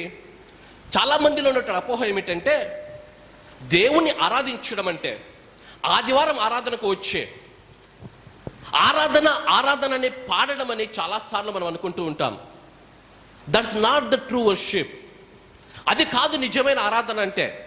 నిజమైన ఆరాధన అంటే ఏమిటి అంటే, నువ్వు ఎవరినైతే వెంబడిస్తూ ఉన్నావో, నువ్వు ఎవరిలో అయితే విశ్వాసం ఉంచావో ఆ వ్యక్తిలోనికి నిన్ను నువ్వు మార్చుకోవడం నిజమైన ఆరాధన. మరలా చెబుతున్నాను, ఆరాధన అంటూ పాట పాడడం కాదు. నువ్వు ఎవరినైతే ఆరాధిస్తూ ఉన్నావో ఆ ఆరాధించే వ్యక్తిలోనికి నిన్ను నువ్వు మార్చుకోవడం నిజమైన ఆరాధన. ఎవరస్తులు కదా, మీకు అర్థమయ్యే భాషలో చెబుతాను. గోడల మీద వాల్ పోస్టర్లు చూసో, మొబైల్ ఫోన్లో వచ్చే వీడియోలు చూసో, ఒక హీరో గారు డాన్స్ బాగా చేస్తున్నారనో, ఒక హీరో గారు ఫైట్లు బాగా చేస్తున్నారనో, యాక్షన్ బాగా చేస్తున్నారనో ఫ్యాన్స్ అయిపోతారు. ఎవరస్తులు ఫ్యాన్స్ అయిపోతారు, అభిమానులు అయిపోతారు. అయ్యో, మేము అభిమానించడం తప్పు లేదు కదా బ్రదర్. క్రికెటర్లు అభిమానిస్తారు, స్పోర్ట్స్ మ్యాన్ అభిమానిస్తారు, అభిమానించడంలో తప్పు లేదు. ఎవరస్తులు ఉన్నటువంటి ప్రాబ్లం ఏంటంటే, ఆ అభిమానం కొద్ది రోజులకు ఆరాధనగా మార్చబడుతుంది. అది ఎలా అంటారా చెప్తాను వినండి. అభిమానించడం ప్రారంభిస్తారు. ఆ వ్యక్తి కొత్త సినిమా రిలీజ్ అవుతుంది. కొత్త సినిమా రిలీజ్ అవుతూనే వాడు ఇక్కడ లైన్ పెట్టాడు అనుకోండి, వీడెళ్ళి ఏం చేస్తాడు? ఇక్కడ లైన్ పెడతాడు. ప్యాంట్ చించుకున్నాడు అనుకోండి, వీడేం చేస్తాడు? ప్యాంటు చించుకుంటాడు.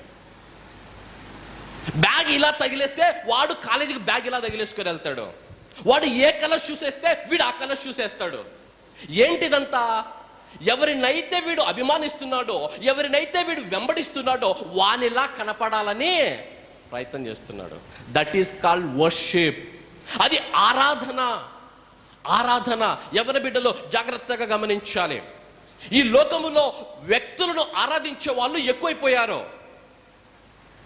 ఎస్పెషల్లీ మన దరిద్రం కొద్దీ సినిమాల ప్రభావం ఎక్కువైపోయింది, మీడియా ప్రభావం ఎక్కువైపోయింది. సినిమా స్టార్లను, క్రికెటర్స్ని, స్పోర్ట్స్ మ్యాన్లను ఆరాధించే వాళ్ళు, రాజకీయ నాయకులను ఆరాధించే వాళ్ళు ఎక్కువైపోయారు. బైబిల్ చెబుతోంది, ఆరాధన నీ దేవునికి మాత్రమే సొంతం, నీ సృష్టికర్తను మాత్రమే నువ్వు ఆరాధించాలి. నీ సృష్టికర్తను మాత్రమే నువ్వు ఆరాధించాలి. ఆరాధన ఆయనకు మాత్రమే సొంతం. గమనించాలి. పొద్దున మేము వస్తూ ఉన్నప్పుడు ఒక సెంటర్లో ఒక పోస్టర్ పెట్టారు, పెద్ద పోస్టర్, ఎవరస్తుల బొమ్మలన్నీ వేసి పెట్టారు. ఒక హీరో పుట్టినరోజు అంట. వారు పెట్టిన హెడ్డింగ్ ఏంటంటే, మా దైవానికి జన్మదిన శుభాకాంక్షలు. ఏంటంట? ఎవరంటే వారి దైవము? ఒక సినిమా స్టార్ని అభిమానిస్తూ ఆ అభిమానం కాస్త ఏమైపోయింది? ఆరాధన అయిపోయింది. ఎందుకు? ఆరాధన అంటే ఏమిటి అంటే, మనం ఎవరినైతే అభిమానిస్తామో, ఎవరినైతే వెంబడిస్తామో వారిలోనికి మార్చుకోవడం ఆరాధన. నువ్వు యేసుక్రీస్తును నిజంగా ఆరాధిస్తే, నువ్వు యేసుక్రీస్తును నువ్వు నిజముగా ఆరాధించేవాడవే అయితే, ఆరాధించేదానవే అయితే, నిన్ను నువ్వు యేసుక్రీస్తులోనికి మార్చుకునుట నిజమైన ఆరాధన. దావీదు జీవితంలో మనము చూస్తూ ఉంటున్నాం. అటువంటి నిజమైన ఆరాధన అడుగడుగున దావీదులో మనకు కనిపిస్తుంది. ఎందుకు దావీదు దేవుని నామానికి ప్రసిద్ధి తేగలిగాడు? కారణం ఏమిటంటే ఆరాధన జీవితం. ఆరాధన జీవితం. జాగ్రత్తగా గమనించాలి. రెండో విషయాన్ని నేను జ్ఞాపకం చేస్తాను. ముఖ్యమైన విషయం నేను జ్ఞాపకం చేస్తున్నాను. జాగ్రత్తగా వినాలి, అర్థం చేసుకోవడానికి ప్రయత్నం చేయాలి. దావీదు గారు వెళ్ళి జీవము గల దేవుని నామాన్ని దూషించుటకు ఈ ఫిలిస్తీయుడు ఏ పాటి వాడు అని ఆరాధిస్తున్నాడు దేవుని. ఎక్కడ ఆరాధిస్తున్నాడు చెప్పాలి? ఎక్కడ ఆరాధిస్తున్నాడు? ఎక్కడ? గట్టిగా చెప్పాలి. ఎక్కడ? ఎవరున్నారు యుద్ధభూమిలో దావీదుకి ఎదురుగా? ఎవరి ముందు ఆరాధిస్తున్నాడు? శత్రువైన ఫిలిస్తీయుల ముందు, శత్రువైన గొల్యాతు ముందు దావీదు దేవుని ఆరాధిస్తున్నాడు. మనం ఎక్కడ దేవుని ఆరాధిస్తాం చెప్పాలి? ఎక్కడ ఆరాధిస్తాం? చర్చికి వచ్చే పాస్టర్ ముందు ఆరాధిస్తాం. ఆరాధన అంటే పాస్టర్ ముందు ఆరాధించాల్సింది కాదు.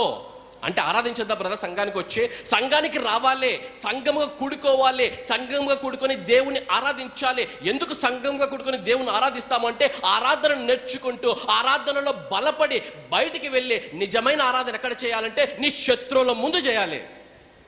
హల్లెలూయా. దావీదు వెళ్ళాడు. ఆరాధన జీవితము కలిగినటువంటి దావీదు ఒక్కడే లేచాడు. యవనస్తుడుగా ఉన్నాడు, 15 సంవత్సరాల వయస్సు కూడా లేదు. వెళ్ళి గొల్యాతు అనే శత్రువు ముందు నిలబడి దేవుణ్ణి ఆరాధిస్తున్నాడు.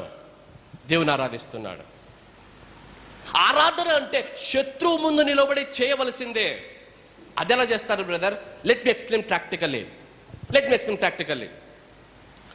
ఆనాడు దావీదుకు శత్రువు ఎదురుగా ఎవరున్నారంటే ఫిలిస్తీయులు ఉన్నారు. ఆనాడు దావీదుకు ఎదురుగా ఎవడున్నాడంటే ఫిలిస్తీయుడైనటువంటి గొల్యాతు శత్రువుగా ఉన్నాడు. ఈనాడు యవనస్తుడుగా ఉన్నటువంటి నీకు, యవనస్తురాలుగా ఉన్నటువంటి నీకు కొన్ని శత్రువులు ఉన్నారు, కొన్ని శత్రువులు ఉంటున్నాయి. చూద్దాం ఏంటి ఆ శత్రువులు. యోహాను రాసిన మొదటి పత్రిక 2వ అధ్యాయం 15వ వచనం. యోహాను రాసిన మొదటి పత్రిక 2వ అధ్యాయం 15-16 చదువుదాం. చదవండి. యోహాను రాసినటువంటి మొదటి పత్రిక 2వ అధ్యాయం 15-16. 2వ అధ్యాయం 15-16. ఈ లోకమునైనను లోకములో ఉన్న వాటినైనను ప్రేమింపకుడి. ఎవడైనను లోకమును ప్రేమించినడలా తండ్రి ప్రేమ వానిలో నుండదు. లోకములో ఉన్నదంతయో అనగా శరీరాశయో నేత్రాశయో జీవపు డమ్మమునో తండ్రి వలన పుట్టినవి కావో, అవి లోక సంబంధమైనవే.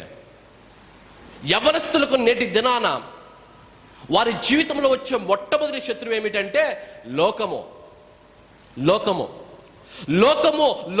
ఉన్నటువంటి లోకాశలో, లోకంలో ఉన్నటువంటి ఆకర్షణలో నీ మొదటి శత్రువు లోకంలో ఉన్నటువంటి ఆకర్షణలో. రెండో శత్రువు గురించి కూడా బైబిల్ మాట్లాడుతుంది. చూడండి, ఎవరై రెండో శత్రువు? గలతీ పత్రిక 5వ అధ్యాయం 17వ వచనం. గలతీ పత్రిక 5వ అధ్యాయం 17వ వచనం చదువుదాం. గలతీ పత్రిక 5వ అధ్యాయం 17వ వచనం. ఎవరు రెండో శత్రువు? శరీరము ఆత్మకును, చదవండి, అదే కరెక్ట్. శరీరము ఆత్మకును, ఆత్మ శరీరమునకు విరోధముగా. ఎవరు రెండో శత్రువు? శరీరం. మొదటి శత్రువు లోకము, లోకాశలో. రెండో శత్రువు నీ శరీరం. పొద్దున్నే లేస్తూనే మరలా నువ్వు తిరిగి నిద్రపోయేంత వరకు కొన్నిసార్లు నిద్రపోయినా కూడా ఎయిదర్ లోకము నుంచి అయినా సరే, నీ శరీరంలో నుంచి అయినా సరే, నీకు శోధనలు పుట్టుకొస్తూనే ఉంటాయి. నీ శోధనలు పుట్టుకొస్తూనే ఉంటాయి. ఎందుకంటే అవి నీ శత్రువులు నీ పైకి దాడి చేస్తూనే ఉంటాయి, నీ ఆత్మీయ జీవితం పైన దాడి చేస్తూనే ఉంటాయి.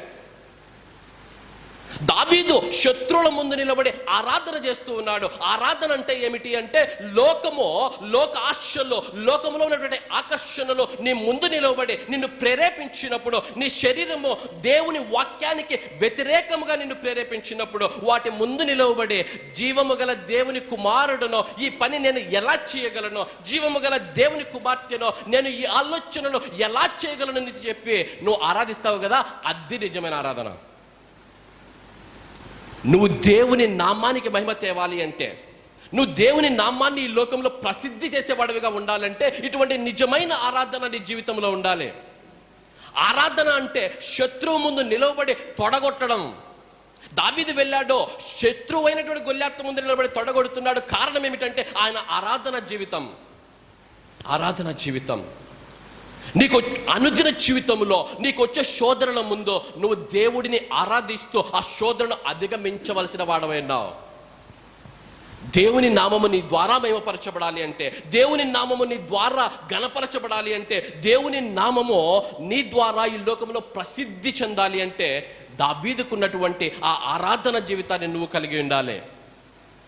హల్లెలూయా. రెండో వ్యక్తిని నేను పరిచయం చేస్తాను. మొట్టమొదటిగా దావీదు అనే యవనస్తుడు లేచాడు. ఆ యవనస్తుడు లేచి ఫిలిస్తీన్ల దేశములో దేవుని నామానికి ఘనత తీసుకుని వచ్చాడు.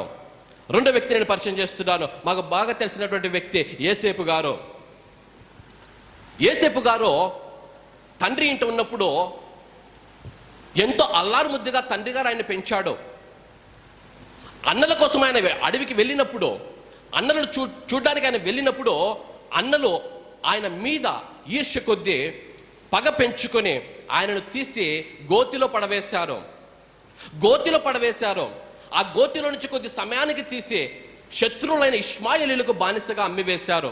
ఆ ఇష్మాయేలీలు తీసుకువెళ్ళి నడి బజారులో ఒక బానిసను చేసి ఆయనను అమ్మివేస్తూ ఉన్నారు. నడి బజారులో సగము బట్టలతో నిలబెట్టి బానిసను చేసి ఆయనను అమ్మివేశారు. ఆయన అమ్మివేస్తే ఆయన పోతీఫర్ ఇంటికి వెళ్ళాడు. పోతీఫర్ ఇంటికి వెళ్ళినప్పుడు పోతీఫర్ ఇంటిలో కూడా ఆయన దేవుని యందు నమ్మకత్వాన్ని విడిచిపెట్టలేదు. నువ్వు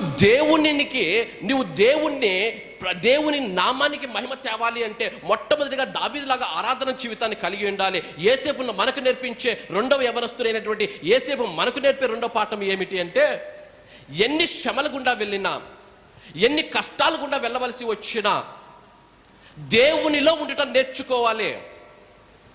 అన్నలు తీసుకువెళ్ళి గోతిలో పడివేస్తే ఆ గోతిలో ఉన్నాడే కానీ దేవుణ్ణి ఒక్క మారు మాట్లాడి దేవుణ్ణి నిందించలేదు.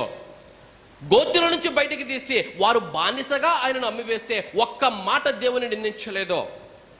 ఎంతో అల్లారు ముద్దుగా పెంచుకున్నాడో తండ్రి అయినటువంటి యాకోబు ఆయనను తీసుకువెళ్ళి అర్ధ బట్టలు వేసి ఆయనను ఆ వీధులలో ఒక బానిసగా నిలబెట్టినప్పుడు యేసేపు గారు, అయ్యా నేను నీ యందు విశ్వాసముతో ఉన్నాను కదా, నీలో ఉండి నేను నడిచాను కదా, నాకే ఎందుకు ఇష్టమని యేసేపు ఒక్క మాట కూడా దేవుని నిందించలేదు.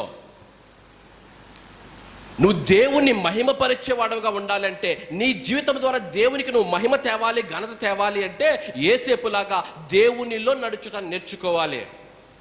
నువ్వు యేసు క్రీస్తులో ఉండటం నేర్చుకోవాలి. యేసేపు మనకు నేర్పే అద్భుతమైన ఆత్మీయ పాఠము ఏమిటి అంటే, ఆయన యేసు క్రీస్తులో ఉన్నాడు, దేవునిలో ఉన్నాడు. ఏ శ్రమ కలిగినా, ఏ బాధ కలిగినా, ఎంత శోధన కలిగినా ఆయన దేవునిలోనే ఉన్నాడు. పోతీఫర్ ఇంటికి వెళ్ళాడు. పోతీఫర్ ఇంటికి వెళ్ళి అదే విశ్వాసంలో ఆయన ఉన్నప్పుడు దేవుడు ఆయనను ఆశీర్వదించడం ప్రారంభించాడు. మనం చదువుతాము కదా, దేవుడు ఆయనకు తోడుగా ఉండెనో, యేసేపు వర్ధిల్లుచు ఉండెనో.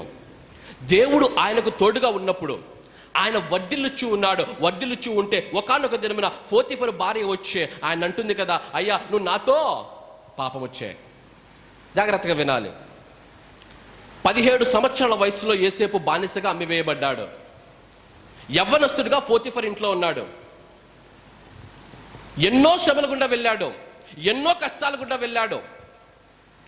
ఆయన ప్రశ్నించడానికి, నువ్వు తప్పు చేస్తున్నావు, నువ్వు పాపము చేస్తున్నావు అని చెప్పడానికి తల్లిదండ్రులు లేరు, సహోదరులు లేరు, కుటుంబము లేదు. ఆయన పోతీఫర్ భార్యతో పాపము చేస్తే అడిగేవారు ఎవ్వరూ లేరు. పోనీ దేవుని వైపు చూస్తే ఎన్నో శ్రమల గుండా దేవుడు ఆయన నడిపించాడు. అయ్యో, దేవుడు నన్ను ఈ శ్రమలను విడిచిపెట్టాడు కదా, నేను దేవునికి ఎందుకు విశ్వాసము చూపించాలి అని అనుకోలేదు. యేసేపు చెప్పినటువంటి అద్భుత మాట ఏమిటి అంటే, చదువుదాం ఆ మాట. చదవండి ఆదికాండ గ్రంథం, చదువు ఆదికాండ గ్రంథం 39వ అధ్యాయంలో ఉంటుంది మాట చదవండి. నీవు అతని భార్యవైనందున నిన్ను తప్ప మరి దేనిని నాకు అప్పగింపై ఉండలేదు. నిన్ను తప్ప దేనిని నాకు అప్పగింపయించలేదు. కాబట్టి నేనెట్లు ఇంత ఘోరమైన దుష్కార్యము చేసి దేవునికి విరోధముగా పాపం కట్టుకొందునని. దేవునికి విరోధముగా పాపము కట్టుకుందని. అయ్యా, నేను దేవునికి విరోధముగా ఈ పాపాన్ని నేను ఎట్లు చేస్తాను? పాపము చేసే అవకాశం ఉంది. ఆయన పాపము చేస్తే అడిగేవారు లేరు. అయినప్పటికీ యేసేపు అన్నాడు, యవనస్తుడిగా ఉన్నాడో ఆ యవనేచ్ఛలను పక్కన పెట్టి ఆయన అంటున్నటువంటి మాట, దేవునికి విరోధముగా నేను ఇలా పాపము చేస్తాను అని చెప్పి అక్కడ నుంచి ఆయన పారిపోయాడు. జాగ్రత్తగా వినాలి. పరిశుద్ధతలో బ్రతుకుతా అంటే, పరిశుద్ధతతో బ్రతుకుతా అంటే పాపానికి దూరముగా పరిగెత్తాలి. పాపానికి దూరముగా పరిగెత్తడం నువ్వు నేర్చుకోవాలి. లోకము నుంచి ఆకర్షణలు నీకు కలుగుతాయి. శరీరేచ్ఛలు నిన్ను రెచ్చగొడుచూ ఉంటాయి. శరీరేచ్ఛలు నిన్ను బలహీనపరుస్తూ ఉంటాయి. ఆ బలహీనమైనటువంటి సందర్భాల్లో ఆ పాపము నుంచి నువ్వు పారిపోవటం నేర్చుకోవాలి. తిమోతికి భక్తుడు అపోస్తలుడైన పౌలు తిమోతికి రాస్తూ 2 తిమోతి 2వ అధ్యాయం 22వ వచనంలో ఒక మాట అంటున్నాడు, యవనుడా నీ యవనేచ్ఛల నుంచి పారిపోము. నీ యవనేచ్ఛల నుంచి చెప్పాలి అందరూ. యవనేచ్ఛల నుంచి ఏం చేయాలమ్మా? పారిపోవాలి. యేసేపు చేసిన పని అదే. యవనేచ్ఛల నుంచి నువ్వు పారిపోవాలి. యవనేచ్ఛల నుంచి పారిపోవాలి. ఎక్కడికి పారిపోవాలి? ఇది ప్రశ్న. ఈ ప్రశ్నకి నువ్వు ఖచ్చితంగా సమాధానం తెలుసుకోవాలి. యవనస్తురాలుగా నువ్వు ఈ ప్రశ్నకు ఖచ్చితంగా సమాధానం తెలుసుకోవాలి. నీ యవనేచ్ఛల నుంచి నువ్వు పారిపోవాలి. పాపము నుంచి దూరముగా పారిపోవడం నువ్వు నేర్చుకోవాలి. లోక ఆశలకు, లోకములో నీకు కలిగేటటువంటి శోధనల నుంచి, లోకములో నీ దగ్గరికి వచ్చే పాపముల నుంచి, నీ శరీరంలో వచ్చే ఆ శరీరేచ్ఛల నుంచి నువ్వు పారిపోవడం నేర్చుకోవాలి. పారిపోవాలి. ఎక్కడికి పారిపోవాలి బ్రదర్? బెంగళూరు నుంచి తిరుపతికి, తిరుపతి నుంచి బెంగళూరుకి పారిపోవాలా? తిరుపతి నుంచి బెంగళూరుకి పారిపోతే శరీరేచ్ఛలు పోతాయా? పోవు. ఎక్కడికి పారిపోవాలి? హెబ్రీ పత్రిక 12వ అధ్యాయం 2వ వచనం చదవండి. హెబ్రీ పత్రిక 12వ అధ్యాయం 2వ వచనం చదవండి. హెబ్రీ పత్రిక 12వ అధ్యాయం 2వ వచనం. ఎక్కడికి పారిపోవాలి? ఇంత గొప్ప సాక్షి సమూహము మేఘం వల్లే మనల్ని ఆవరించి ఉన్నందున మనము కూడా ప్రతి భారమును సులువుగా చిక్కులబెట్టు పాపమును విడిచిపెట్టి విశ్వాసమునకు కర్తయు దానిని కొనసాగించువాడు యేసు వైపు చూచుచు. యేసు వైపు. ఎక్కడికి పరిగెత్తాలమ్మా నువ్వు? పాపము నుంచి పారిపోవాలి. పాపము నుంచి పారిపోయి విశ్వాసమునకు కర్త అయిన యేసు వైపు చూచుచు. యేసు వైపుకు పరిగెత్తడం నేర్చుకోవాలి. చిక్కుల పెట్టు పాపాన్ని విడిచిపెట్టి విశ్వాసమునకు కర్తయో దాన్ని కొనసాగించువాడునైనా యేసు వైపు చూచుట నేర్చుకోవాలి. ఈ లోకంలో నీకు శ్రమలు కలిగినప్పుడు, ఈ లోకంలో నువ్వు పాపము నీ ఎదుట నిన్నప్పుడు ఆ పాపము నుంచి పారిపోయి యేసు క్రీస్తులోనికి వెళ్ళటం నువ్వు నేర్చుకోవాలి. యేసుక్రీస్తులోనికి వెళ్ళడం అంటే అర్థం ఏంటి? మరలా ప్రశ్న. యేసుక్రీస్తులోనికి వెళ్ళడం అంటే అర్థం ఏమిటి? యేసుక్రీస్తులో ఉండడం అంటే అర్థం ఏమిటి? యేసుక్రీస్తులో ఉండడం అంటే అర్థం ఏమిటి అంటే, ఈ వాక్యమును చదువుకొని, ఈ వాక్యమును ధ్యానించి, ఈ వాక్యమును నేర్చుకొని, ఈ వాక్యములో బ్రతుకును కట్టుకోవడం, ఈ వాక్యముతో బ్రతుకును కట్టుకోవడం, ఈ వాక్యములోనికి వెళ్ళడం, ఈ వాక్యానుసారమైనటువంటి ఆజ్ఞలలోనికి వెళ్ళడం. మీకు అర్థమయ్యే భాషతో చెబుతా. ఒక అడవిలో ఒక కోట ఉంది. అడవిలోకి వెళ్ళారు. దూరముగా ఒక శత్రువు ఉన్నాడు. దూరముగా ఒక శత్రువు ఉన్నప్పుడు మీకు ఫస్ట్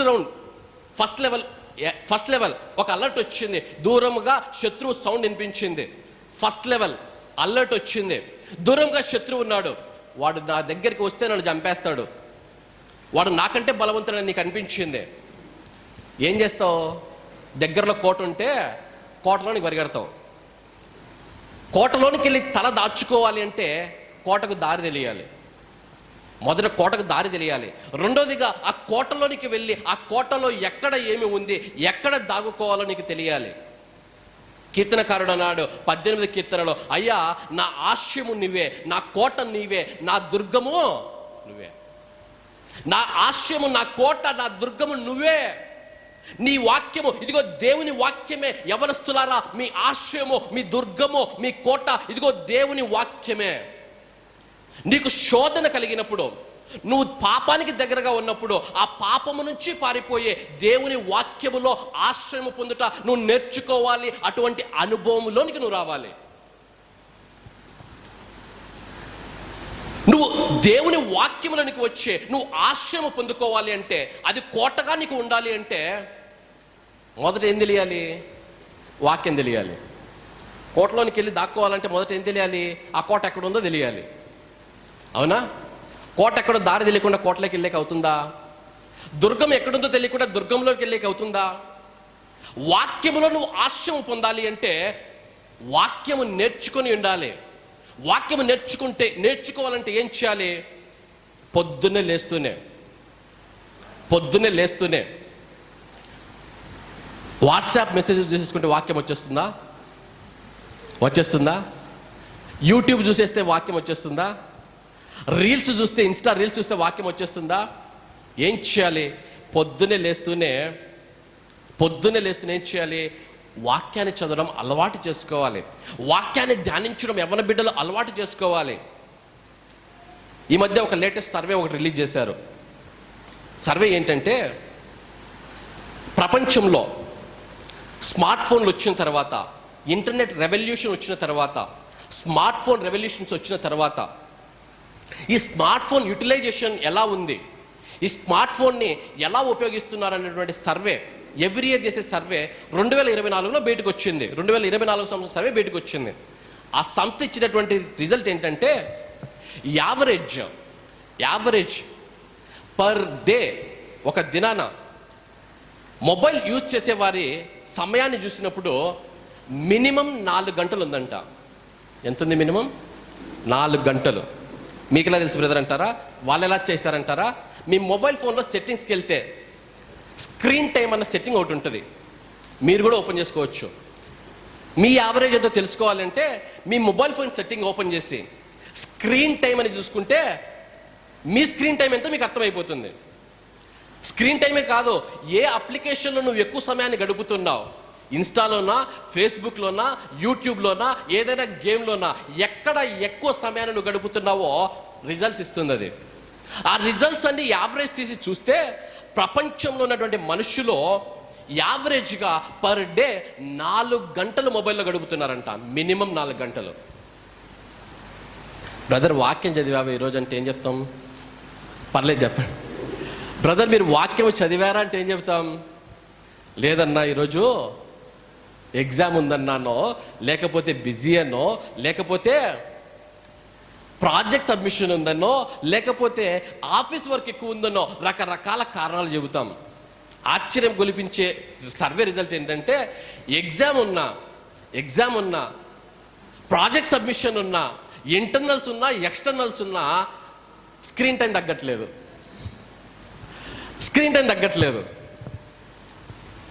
మార్నింగ్ ఒక క్వశ్చన్ అడిగాను, ఇప్పుడు నేను ఒక క్వశ్చన్ అడుగుతున్నాను. నీ mobile average screen time minimum 3 నుంచి 4 గంటలు ఉంటుంది. నీ బైబిల్ స్క్రీన్ టైం ఎంత? నీ యవ్వనేచ్ఛల నుంచి నువ్వు జయించాలి అంటే, నీ యవ్వనేచ్ఛల నుంచి నువ్వు పారిపోయి దేవునిలో ఆశ్రయం పొందాలి అంటే ఏం తగ్గాలి, ఏం పెరగాలి? మొబైల్ స్క్రీన్ టైం తగ్గాలి, బైబిల్ స్క్రీన్ టైము పెరగాలి.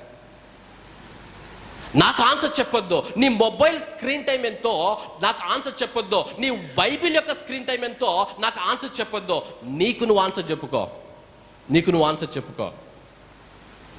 నీ యవ్వనేచ్ఛల నుంచి నువ్వు పారిపోయి ఆ యవ్వనేచ్ఛలను నువ్వు గెలవాలి అంటే, జయించాలి అంటే, లోకము నుంచి వచ్చేటటువంటి ఆ ఆకర్షణలు కావచ్చు, నీ శరీరము నీకు కలిగించే శోధనలు కావచ్చు, వాటిని జయించాలి అంటే నువ్వు వాక్యంలోనికి వెళ్ళి ఆశ్రయము పొందడం నువ్వు నేర్చుకోవాలి. వాక్యాన్ని నేర్చుకోవాలి, వాక్యాన్ని ధ్యానించాలి.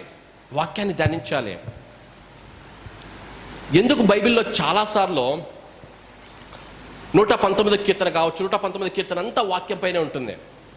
ఎందుకు అన్ని మార్లు వాక్యం గురించి, వాక్యం యొక్క అద్భుతాలను గురించి, అయ్యా అది బంగారు కంటే విలువైనది, అది వెండి కన్నా విలువైనది అని చెప్పి ఎన్నో మార్లు వర్ణించి రాశారు. ఎందుకు వాక్యం అంత ముఖ్యమైనది, ఎస్పెషల్లీ యవనస్తులకి? ఎందుకు అంటే యవన ప్రాయములో నువ్వు వాక్యాన్ని నేర్చుకున్నప్పుడు, యవన ప్రాయములో దేవుని గురించినటువంటి సంగతులను నేర్చుకున్నప్పుడు నువ్వు నీ యవనేచ్ఛలను జయించేవాడుగా ఉంటావు. రెండోదిగా నువ్వు యవన ప్రాయము దాటుకున్నప్పుడు దేవుని చేతిలో బలముగా వాడబడేవాడివిగా తయారవుతావు. యవన ప్రాయములోనే నువ్వు దేవుని గురించిన సంగతులను నేర్చుకుంటే మొదట నీ యవనేచ్ఛలను జయించగలుగుతావు. రెండోదిగా దేవుని చేతిలో ఒక ఆయుధముగా మార్చబడతావు.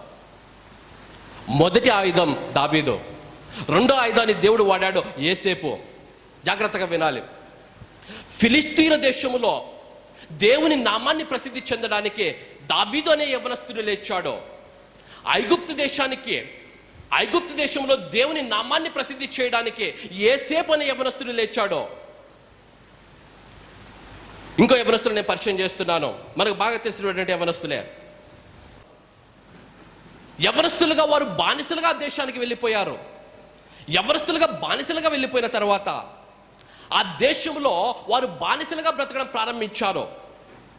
15 సంవత్సరాల యవనస్తులంటే మనలాగే వారు కూడా ఎన్ని కలలు కని ఉంటారో కదా. బహుశా 10th class exam, intermediate exams రాసే వయస్సు. ఆ వయసులో ఎన్నో భవిష్యత్తును గురించినటువంటి ప్రణాళికలు వేసుకుని ఉంటారు యవనస్తులు. నేను అది చదవాలి, ఇది చదవాలి, ఆ కోర్స్ చేయాలి, ఈ కోర్స్ చేయాలి, నా భవిష్యత్తు అలా ఉండాలి, నా భవిష్యత్తు ఇలా ఉండాలి అని ఎన్నో భవిష్యత్తును గురించినటువంటి కలలు కనేటటువంటి వయస్సు.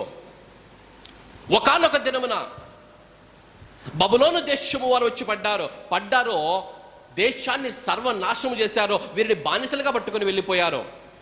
మొట్టమొదటిగా భవిష్యత్తు నాశనం అయిపోయింది, భవిష్యత్తు కనిపించటం లేదు. రెండవదిగా కుటుంబం నాశనం అయిపోయింది, కుటుంబం లేదు, తల్లిదండ్రులు లేదు, సహోదరులు లేరు, బానిసలుగా వీరు వెళ్ళిపోయారు, కుటుంబం ఉందో లేదో కూడా తెలియదు. మూడవదిగా వాగ్దాన భూమిగా వారికి వచ్చినటువంటి ఆస్తి, వాగ్దాన భూమిగా వారికి వచ్చినటువంటి భూమి నెబుకద్నెజరు సామ్రాజ్యానికి వెళ్ళిపోయింది, ఆయన ఆధీనంలోనికి వెళ్ళిపోయింది. ఆస్తి పాస్తులు కూడా లేకుండా వెళ్ళిపోయాయి. భవిష్యత్తును కోల్పోయారు, ఆస్తిపాస్తులు కోల్పోయారు, కుటుంబాన్ని కోల్పోయారు, సమస్తాన్ని కోల్పోయి నెబుకద్నెజరు సామ్రాజ్యంలో నిలబడి ఉన్నారు బానిసలుగా. వారి దగ్గర ఇంకేం మిగిలింది చెప్పాలి? ఏం మిగిలింది వాళ్ళ దగ్గర? ఏముందమ్మా ఇంకా వాళ్ళ దగ్గర?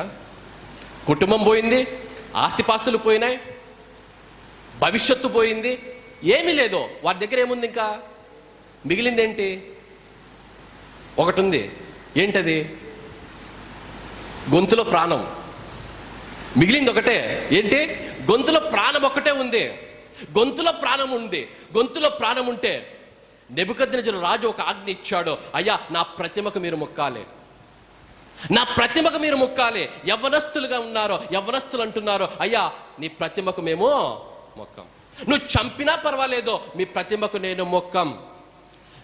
నీ ప్రతిమకు మేము మొక్కము, ఆరాధించము. మా దేవుడిని మాత్రమే మేము ఆరాధిస్తాం. నెబుకద్నెజరుకు కోపం వచ్చి వారిని తీసుకెళ్లి అగ్నిగుండములో పడవేశాడు. కుటుంబాన్ని కోల్పోయారు, భవిష్యత్తును కోల్పోయారు, ఆస్తిపాస్తులను కోల్పోయారు, ఆర్థికంగా చితికిపోయారు, ఆర్థికంగా అంతా కోల్పోయారు. మిగిలింది ఒక్క ప్రాణమే, మిగిలింది గొంతులో ప్రాణము మాత్రమే. దేవుని కొరకు ఆ ప్రాణాన్ని కూడా ఇవ్వడానికి సిద్ధపడ్డారు ఆ రాడు 15 సంవత్సరాల వయస్సు కలిగినటువంటి యవనస్తులారా వినాలి, జాగ్రత్తగా వినాలి.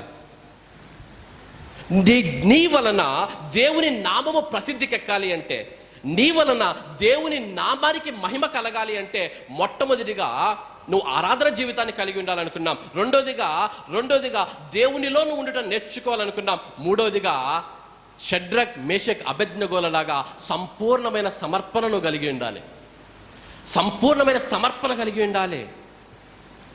షడ్రక్, మేషక్, అబేద్నెగోల దినాన్ని అనుకున్నారు, అయ్యా మా ఆస్తి పోయింది, మా కుటుంబము పోయింది, మా సర్వస్వం పోయింది, అయినా పర్వాలేదు, ఇదిగో మాలో మిగిలి ఉన్న ఈ ప్రాణాన్ని కూడా ఇదిగో నీకే సమర్పిస్తున్నామయ్యా, నీకే సమర్పిస్తాం.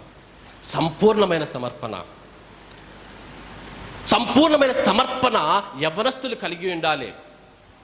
బాధాకరమైనటువంటి సంగతి ఏంటంటే ఎస్పెషల్లీ క్రిస్టియన్ యూత్, క్రైస్తవ సమాజము, క్రైస్తవ యువ సమాజం ఎలా ఉందంటే సంపూర్ణమైన సమర్పణ దగ్గరికి వచ్చినప్పుడు ఇదిగో నా ఆత్మీయ జీవితం మాత్రం నేను దేవునికి ఇస్తా, నా కాలేజీ లైఫ్ మాత్రం నా ఇష్టం, నా ఆత్మీయ జీవితాన్ని దేవునికి ఇస్తా, నా వివాహ జీవితం నా ఇష్టం, ఇదిగో నా ఆత్మీయ జీవితాన్ని దేవునికి ఇస్తా, నా ఉద్యోగ జీవితం నా ఇష్టం, నా ఇష్టం వచ్చినట్లు నేను ఉద్యోగంలో ప్రవర్తిస్తా, నా ఇష్టం వచ్చినట్లు ఉద్యోగం చేసుకుంటా. కుదరదో, అది సంపూర్ణమైన సమర్పణ కాదో. ఎవరి బిడ్డలో మీరు సంపూర్ణమైన సమర్పణ కలిగి ఉండాలి. సంపూర్ణమైన సమర్పణ అంటే నీ ఆత్మీయ జీవితము దేవునికి అప్పగించాలి, నీ ఎడ్యుకేషన్ ఏదైతే ఉందో దాన్ని దేవునికి సమర్పించాలి, నీ ఉద్యోగ జీవితాన్ని దేవునికి సమర్పించాలి. అంటే ప్రతి నీ every area of your life should be under the control of word of God. దేవుని వాక్యము యొక్క అధికారములో నువ్వు సంపూర్ణ సమర్పణ కలిగి ఉండాలి. ప్రతి దానిలో దేవుని వాక్యం యొక్క అధికారానికి నువ్వు ఒప్పుకొని తీరాలి. అదే సంపూర్ణమైన సమర్పణ.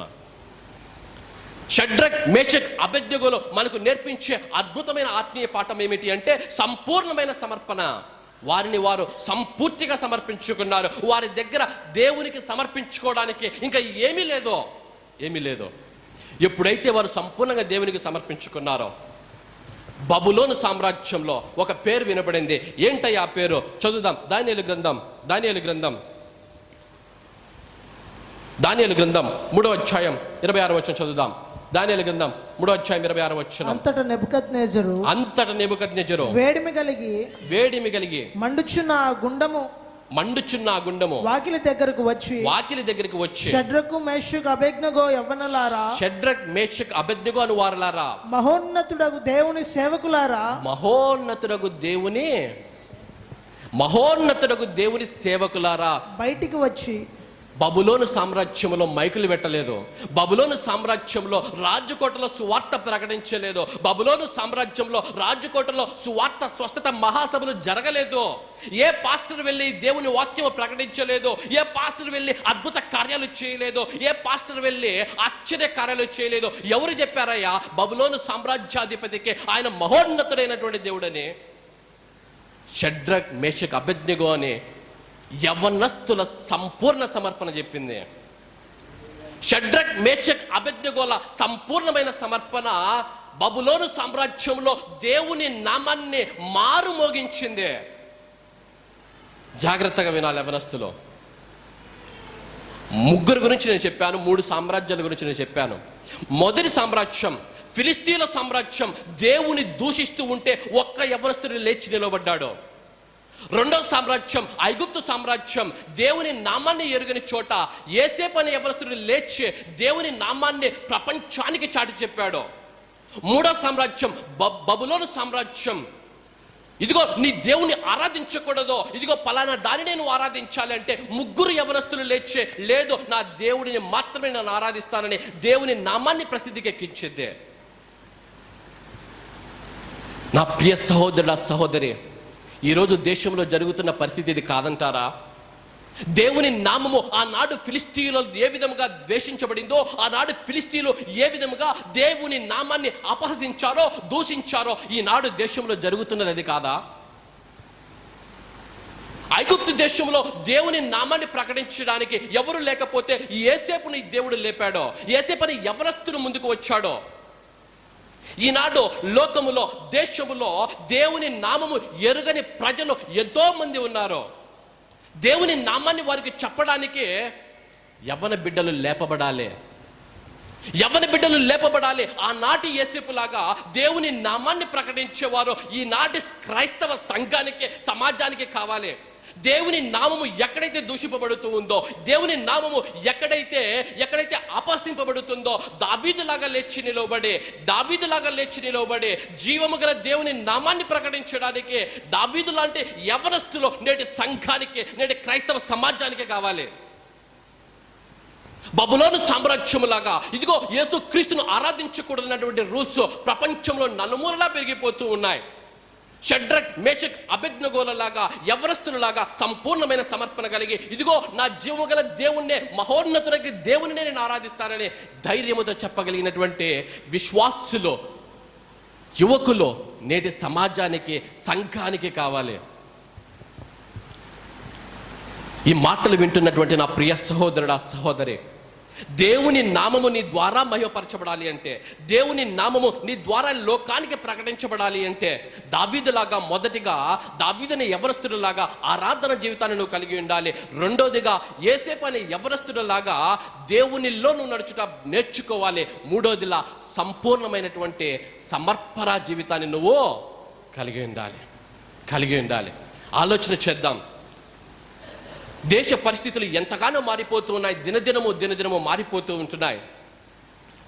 దేశంలో క్రైస్తవ్యము పైన దాడులు ఎక్కువైపోయాయి, అపహాస్యం ఎక్కువైపోయింది, దూషించే వారు ఎక్కువైపోయారు. ఎక్కడైతే దేవుని నామము దూషింపబడుతుందో అక్కడ దేవుని గురించి ప్రకటించే యవ్వనస్తులు లేపబడాలి. నీ జీవితమే ఒక సువార్త, నీ సాక్ష్యమే ఒక సువార్త, నీ మాటలు ఒక సువార్త, నీ ప్రవర్తన ఒక సువార్త. ఎప్పుడైతే నీ జీవితం ద్వారా దేవుని నామాన్ని మహిమపరిచే జీవితాన్ని నువ్వు జీవిస్తావో, దేవుని చేత ఇదిగో దావీదు అనే యవ్వనస్తులలాగా, యేసేపు అనే యవ్వనస్తులలాగా, షడ్రక్ మేషక్ అబేద్నెగో అనేటువంటి యవ్వనస్తులలాగా నువ్వు దేవుని చేతిలో వాడబడతావు. దేశము, ప్రపంచము ఇదిగో ఆ దినమున 3 సామ్రాజ్యాలు ఏ విధంగా ఉంటున్నాయో అటువంటి పరిస్థితుల్లో నేటి దినాలు కూడా ఉంటున్నాయి. దావీదు లాంటి యవ్వనస్తులు సంఘానికి కావాలి. యేసేపు లాంటి యవ్వనస్తులు సంఘానికి కావాలి. షడ్రక్ మేషక్ అబేద్నెగో లాంటి యవ్వన బిడ్డలో నేటి సంఘానికి కావాలి. ఈ మాటలు వింటున్నటువంటి నా ప్రియ సహోదరుడా, సహోదరి, దేవుని నామము నీ ద్వారా ప్రసిద్ధికి ఎక్కాలని దేవుడు ఆశతో దేవుడు నిన్ను లోకంలోనికి తీసుకుని వచ్చాడు. దేవుని నామాన్ని ప్రసిద్ధి చేస్తావని, దేవుని నామానికి మహిమ తెస్తావని ఈ లోకంలోనికి దేవుడు నిన్ను సృష్టించి లోకంలోనికి తీసుకుని వచ్చాడు. దేవుడు నీ ఎడల ఎటువంటి ప్రణాళిక కలిగి ఉన్నాడో, దేవుడు నీ ఎడల ఎటువంటి ఆశ కలిగి ఉన్నాడో ఆ ఆశలో నువ్వు బ్రతకడానికి సిద్ధముగా ఉన్నావా? దావీదులాగా నిలవబడి ఎక్కడ దేవుని నామము దూషింపబడుతూ ఉందో అక్కడ దేవుని నామాన్ని ప్రకటించడానికి రోషము కలిగినటువంటి యవ్వనుడుగా నువ్వు బ్రతకగలవా? యేసేపులాగా ఐగుప్తు దేశములో లేచి దేవుని నామాన్ని ప్రకటించగలవా? షడ్రక్ మేషక్ అబేద్నెగోలలాగా సంపూర్ణ సమర్పణ జీవితాన్ని కలిగి ఎక్కడ దేవుడిని ఆరాధించొద్దన్నారో అక్కడే దేవుడు మహోన్నతుడని చెప్పించగలవా? అటువంటి యవ్వనస్తుల కొరకు సంఘము ఎదురు చూస్తూ ఉంది. అటువంటి యవ్వనస్తులు సంఘాలలో లేపబడాలి. అటువంటి యవ్వనస్తులు క్రైస్తవ సమాజంలో లేపబడాలి. ఆలోచన చేద్దాం. ఎటువంటి ఆత్మీయ జీవితాలను నువ్వు కలిగి ఉంటున్నావు? ఎటువంటి ఆత్మీయ జీవితాన్ని నువ్వు కలిగి లోకాన బ్రతుకుచ్చు ఉన్నావు? దేవుని వాక్యము నీతో మాట్లాడచ్చు ఉన్నది. దావీదులాగా నువ్వు లేపబడాలి. యేసేపులాగా నువ్వు లేపబడాలి. మూడవదిగా షడ్రక్ మేషక్ అబేద్నెగోలలాగా నువ్వు లేపబడాలి. ఆలోచన చేద్దాం. దావీదులాగా ఆరాధన జీవితాన్ని కలిగి ఉందాం. యేసేపులాగా దేవునిలో నడిచేటటువంటి ఆత్మీయ అనుభవంలోనికి వద్దాం. షడ్రక్ మేషక్ అబేద్నెగోలలాగా సంపూర్ణమైనటువంటి సమర్పణ జీవితాన్ని కలిగి ఉందాం. అటువంటి కృప పరిశుద్ధాత్మ దేవుడు మీకు, మీ కుటుంబాలకును, సకల లోక పరిశుద్ధులకును అనుగ్రహించి నడిపించును గాక. ఆమేన్. అందరం లేచి నిలబడదాం కొద్ది నిమిషంలో. శరణం శరణం శరణం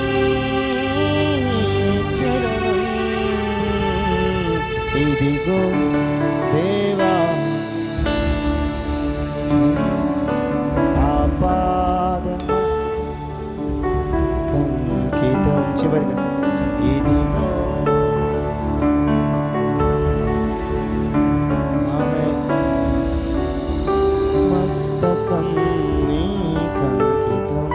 వాక్యములో దేవుడు నాటి ఫలింపజేసి దావీదు వలె, యోసేపు వలె, షడ్రక్ మేషక్ అబేద్నెగోల వలె మన జీవితాలు ఆయన మహిమార్థమై మనమున్న ఈ లోకములో, మన సామ్రాజ్యంలో దేవుడు మనల్ని బహుబలముగా వాడుకొనుగా.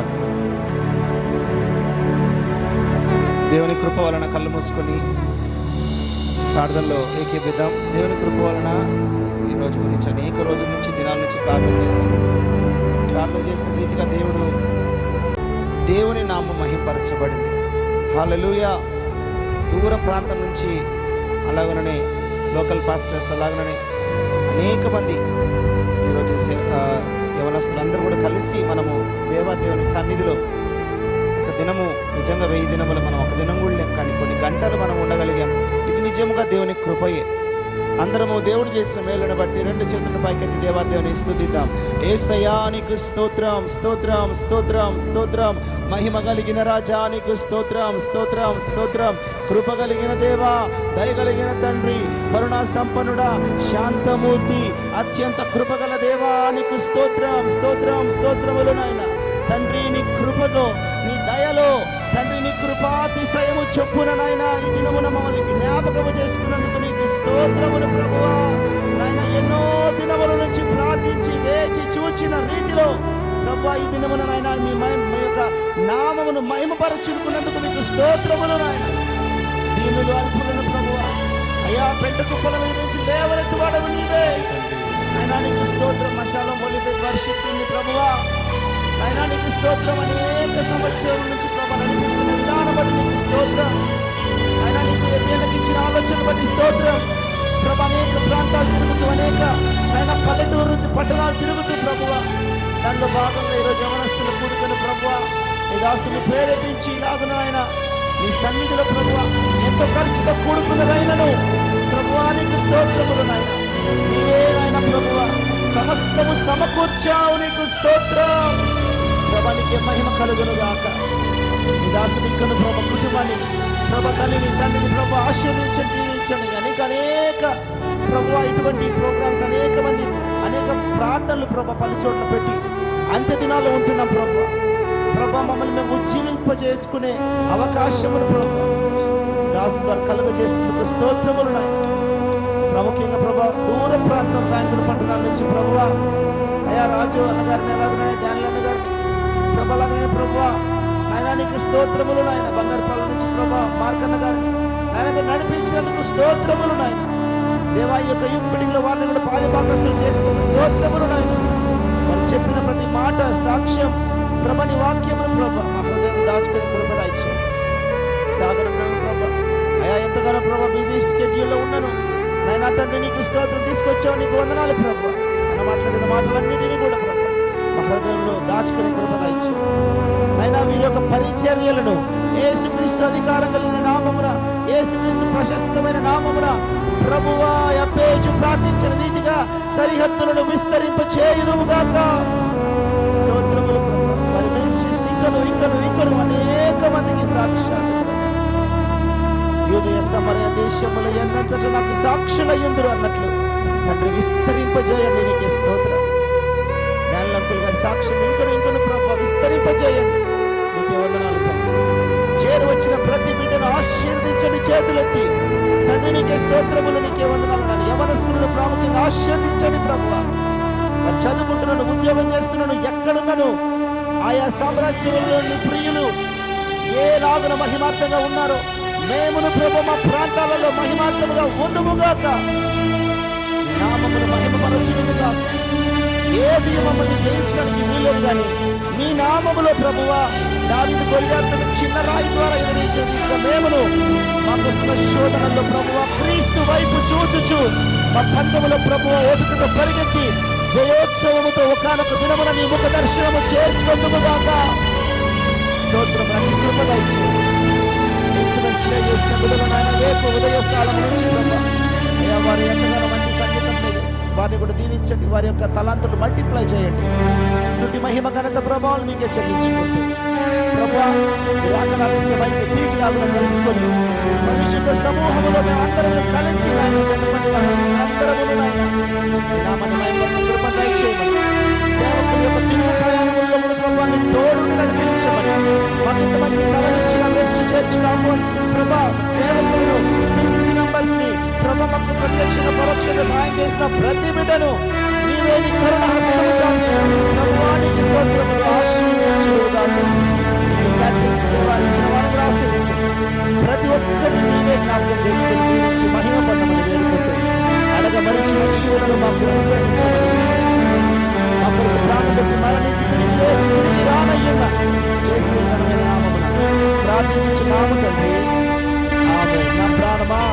యెహోవాను సంతించు. నా అంతరంగమున్న సమస్తమా ఆయన పరిశుద్ధ నామమును సంతించు. నా ప్రాణమా యెహోవాను సంతించు. ఆయన చేసిన ఉపకారములలో దేనిని మరొకము. ఆమేన్. ఆశీర్వాదం. తండ్రి యొక్కయో కుమారుని యొక్కయో పరిశుద్ధాత్మ యొక్కయో త్రియేక దేవుని నామమున ఇప్పుడును ఎల్లప్పుడును ఇక్కడ చేరి వచ్చినటువంటి మీకును మీ కుటుంబాలకును సకల లోక పరిశుద్ధులకును సకలమైనటువంటి యవన దశలో ఉన్నటువంటి యవనస్తులకును ఆయన కృప సదాకాలముతో కాపాడి నడిపించను గాక. ఆమేన్. హల్లెలూయా.